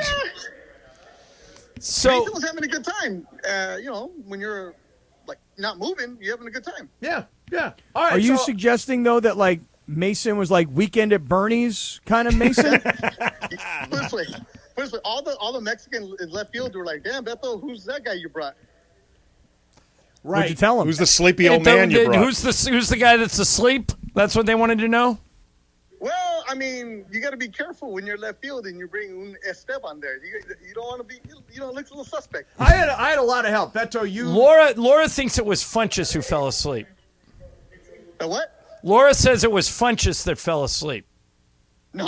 Mason was done, bro. We had a lot. I don't fall asleep. So now you've turned this thing back on me. Now Beto. the truth is told. That's the way you're You going to roll. fell asleep at 8 o'clock. Unbelievable. He was not asleep. We had a long day. We had a bunch of tacos. We had like 12 tacos. Yep. We had a bunch of beers. It was just a long day. We had a great time, and the game was over. We left. Yeah, there you go. All right, Beto. Hey, thanks for answering your FaceTime, man. Yeah, Team Steve, always. All right, awesome. Team Steve. All right, Cappy, somebody, L.A. Romero Jr. says, Kaplan talking cannabis on the radio, cool, right? Yep. But offering Ireland mushrooms, which are not legal yet, is weird. Not true. What dispensary did you go to? I'm down. That turn. Yeah. So are Not these true. These legal? are legal. You know, Yeah. Cap, I can't do anything illegal. Yeah. No. These are legal. This I'm is like what, Judge Schmales. Are these like certainly not anything illegal? These are like is microdosing, correct? Yeah, plant-based medicines. Yeah. That's all. These are microdosing mushrooms, if I'm correct. They're not meant for like a hallucinogenic trip. No, Yeah. they're not. They're relaxation. And I just pulled up this article, decriminalizing magic mushrooms, natural psychedelics, okayed by California lawmakers. Oh, they'll okay most about that? anything, right? Yeah, we don't care. As long as we get the Everything money. other than- as long as other than California gambling. gets the money. Anything other than gambling. Yeah, everything but gambling. When are these people going to get their act together? I mean, isn't it strange, guys, that when we grew up, everything was about don't gamble, it's illegal, and football or basketball, you would never hear about gambling on a broadcast. Now, when you watch a game broadcast, they're talking about the over. Well, the tonight under, we get Al line. Michaels. He mentions it more than anybody. Right, but Al used to do it like under the radar, Right. Now Al's like, hey, I was ahead of my time. Well, once the floodgates open for anything, when there's money involved, they really open. Like, think about Prohibition. People used to drink a ton, and the money was there. Then was Prohibition. Yep. And the money was there under the table. Then they reopened it. The money started flowing in the alcohol business. Right. The alcohol itself never changed. Right. The difference is the money was going to something legal or the money was going to something illegal. Right, Same thing with cannabis. It used to be illegal. There was still money, but now it's legal. Right. But the weed itself has essentially stayed the same, and the morality shift is often just what has been deemed legal or illegal. Joel tweets that he's afraid Mason is going to send Beto the infamous "You've lost a friend" text coming up soon. No. By the way, Beto did cop to it. That he was. I was not falling asleep. I never fall asleep at a baseball game. I love baseball. Were you drifting? I wasn't drifting. He said you were done. Was the game boring? No. We were winning. We were winning by a lot. It was like 11-2. Yeah, it was. I mean, it was a blowout. We saw We saw Freddie Freeman's home run, which was hit in our direction, but just didn't quite get far enough. So I never got a. At what point in the evening did you meet Fernando? It was about 6:30. Before the game. Yeah, we were there by 5 o'clock. We were at the game by 5 o'clock. So then we were just roaming around. But we met Fernando at about 6:30. Here's the great thing about that. Apparently, Fernando comes out at about 6:30 every night, 6:30 or so. Comes out of the press room. And Beto has memorized his routine. And Beto knows where Fernando's going to be. As somebody who used to cover the Dodgers for the LA Times and I was in the press box a lot, Fernando did have a routine. Like, I know what you're talking about. I remember him emerging from the back area. It was pretty much always the same time. Yeah. Right around the press box / cafeteria area. I was kind of speechless meeting Fernando. I mean, I was like, I've never met him in all these years. Never met him. Yeah, I mean, like, Fernando Valenzuela. Are you kidding me? It's amazing when you either meet somebody or, like, in the presence of someone who is a legit icon. Right. Like, the 2 times I've ever been in this industry, because, we are around a lot of truly great athletes. If you live in this city, you see a lot of stars, period. Yep. The only 2 times that I remember being, like, jaw-dropped, I cannot believe I'm in this person's presence, once was Muhammad Ali. Yep. He was near me at an SB line. I was like, that's effing Muhammad Ali. Yeah. And the other time was Hank Aaron. Like, seeing Hank Aaron basically in the same area as me, that was like, it was overwhelming. Just like, wow, that is a legend. My very first show on the West Coast when I was at the Mighty 690. Hey, now, old school. Old school. We did a morning remote. I was doing mornings from somewhere. And it was the 20th anniversary of the Ali Norton fight. Which was in San Diego. Norton broke Ali's jaw. Yeah, maybe you were at the sports arena, the old school sports arena. We did a sit-down that morning with Norton and Ali. Oh, come on. So my very first day on the radio in Southern California, Ali was there. I was no friggin' way. That's amazing. That was crazy. What year do you think that is? 92, because the fight, I think, was 72, right? Cappy, is that sports arena still there? It is. As a matter of fact, you guys, the guys who run everything over at Crypto are the same guys who I believe run everything down here. It's an AEG building? Yes, that's right. Have they fixed it up at all? Well, the running joke, Cap, was that around 2000, Cameron Crowe wrote and produced and shot the movie Almost Famous. Almost Famous, right. And there's a scene there where William Miller gets dropped off. He's in high school, but he wants to be a writer for Rolling Stone. Gets dropped off at a concert at the sports arena. And I listened to a podcast from Cameron Crowe. He said the greatest thing about that was we didn't even have to do any retrofitting. The sports arena looked like it was 1974. So we just showed up and shot the thing. Yeah, it still looks that way. I mean, they've cleaned it up. I mean, that's nice. It's clean. Do they still do stuff there? Oh, dude, everything. AEG books the hell out of that place. I mean, that place has got something going on all the time. I mean, any big act that comes through Southern California, that's kind of the place they go when they're in San Diego. No kidding. I know, it's terrible. Yeah, that's awful. What, don't they go to Bingo Doodle Stadium or whatever the hell that thing is down there? Bingle Doodle? Bingle Doodle? No. They tore down what used to be Qualcomm, Jack Murphy Stadium, and rebuilt this new Snapdragon Stadium for the Aztec. I thought it was Bingle Doodle. Yeah. Bingle Doodle. Bingle Doodle's a different technology, Mace. Yes, it is. Yes, it's a different chip for a yeah, different phone. I never even know what Snapdragon is. Snapdragon, I think, is a high-speed processor. Okay. Like in your phone. Right. Made by Qualcomm. Oh, got it. So it's still kind of a Qualcomm thing. It is a Qualcomm thing. They just came up with a cooler name. Yeah. For a particular chip. How do I know that? I don't know how you know Did I that. just make that up, or is that real? No, I just looked it up. You are correct in the way you described it, and you are correct that Qualcomm owns Snapdragon. You are correct, Cappy. How about that? Yeah. Look at the big brain on Cap. Bringing the South LA heat. What's coming up, Cap, on the big afternoon extravaganza? All right, I want to say something right now. I don't know if you guys are in the same boat, but I'm completely obsessed and consumed with Coach Prime now. You know this, yeah, right? we all are. Right. Okay. And you heard what happened today. I know you guys. Yeah, we talked about it at the start of the show. Yeah, the Norvell, the Colorado State coach, walked right into this. He's crazy. I know. I got to get a piece of this. I got to talk about this. And also, I want to tell you guys something. You know, the audience to this radio station, whether they're on Reddit or they're in the Circle of Trust or wherever they may follow. Yes. You guys can be vicious. And last night, I'm going to tell you something. Last night, you guys hurt Morales' feelings badly. Oh, I'll tell you. Okay, that's coming up. Wait a minute. Morales has feelings? Last night, the audience hurt Morales' feelings badly. I thought deeply. that was impossible. Yeah. Nope. I've never seen Morales get his feelings hurt. I know. Teflon Morales. I'm surprised anything got to him. Well, all right. Well, I got to get to my car. Yeah, that's a good tease. I am definitely getting to my car and listening right away. Better hurry up. We're back tomorrow at 1. Brian Cranston's going to be with us tomorrow. In the meantime, it is Shadano and Cap with Cap and AK. And what hurt Chris Morales' feelings? That's coming up. See you tomorrow, 7:10.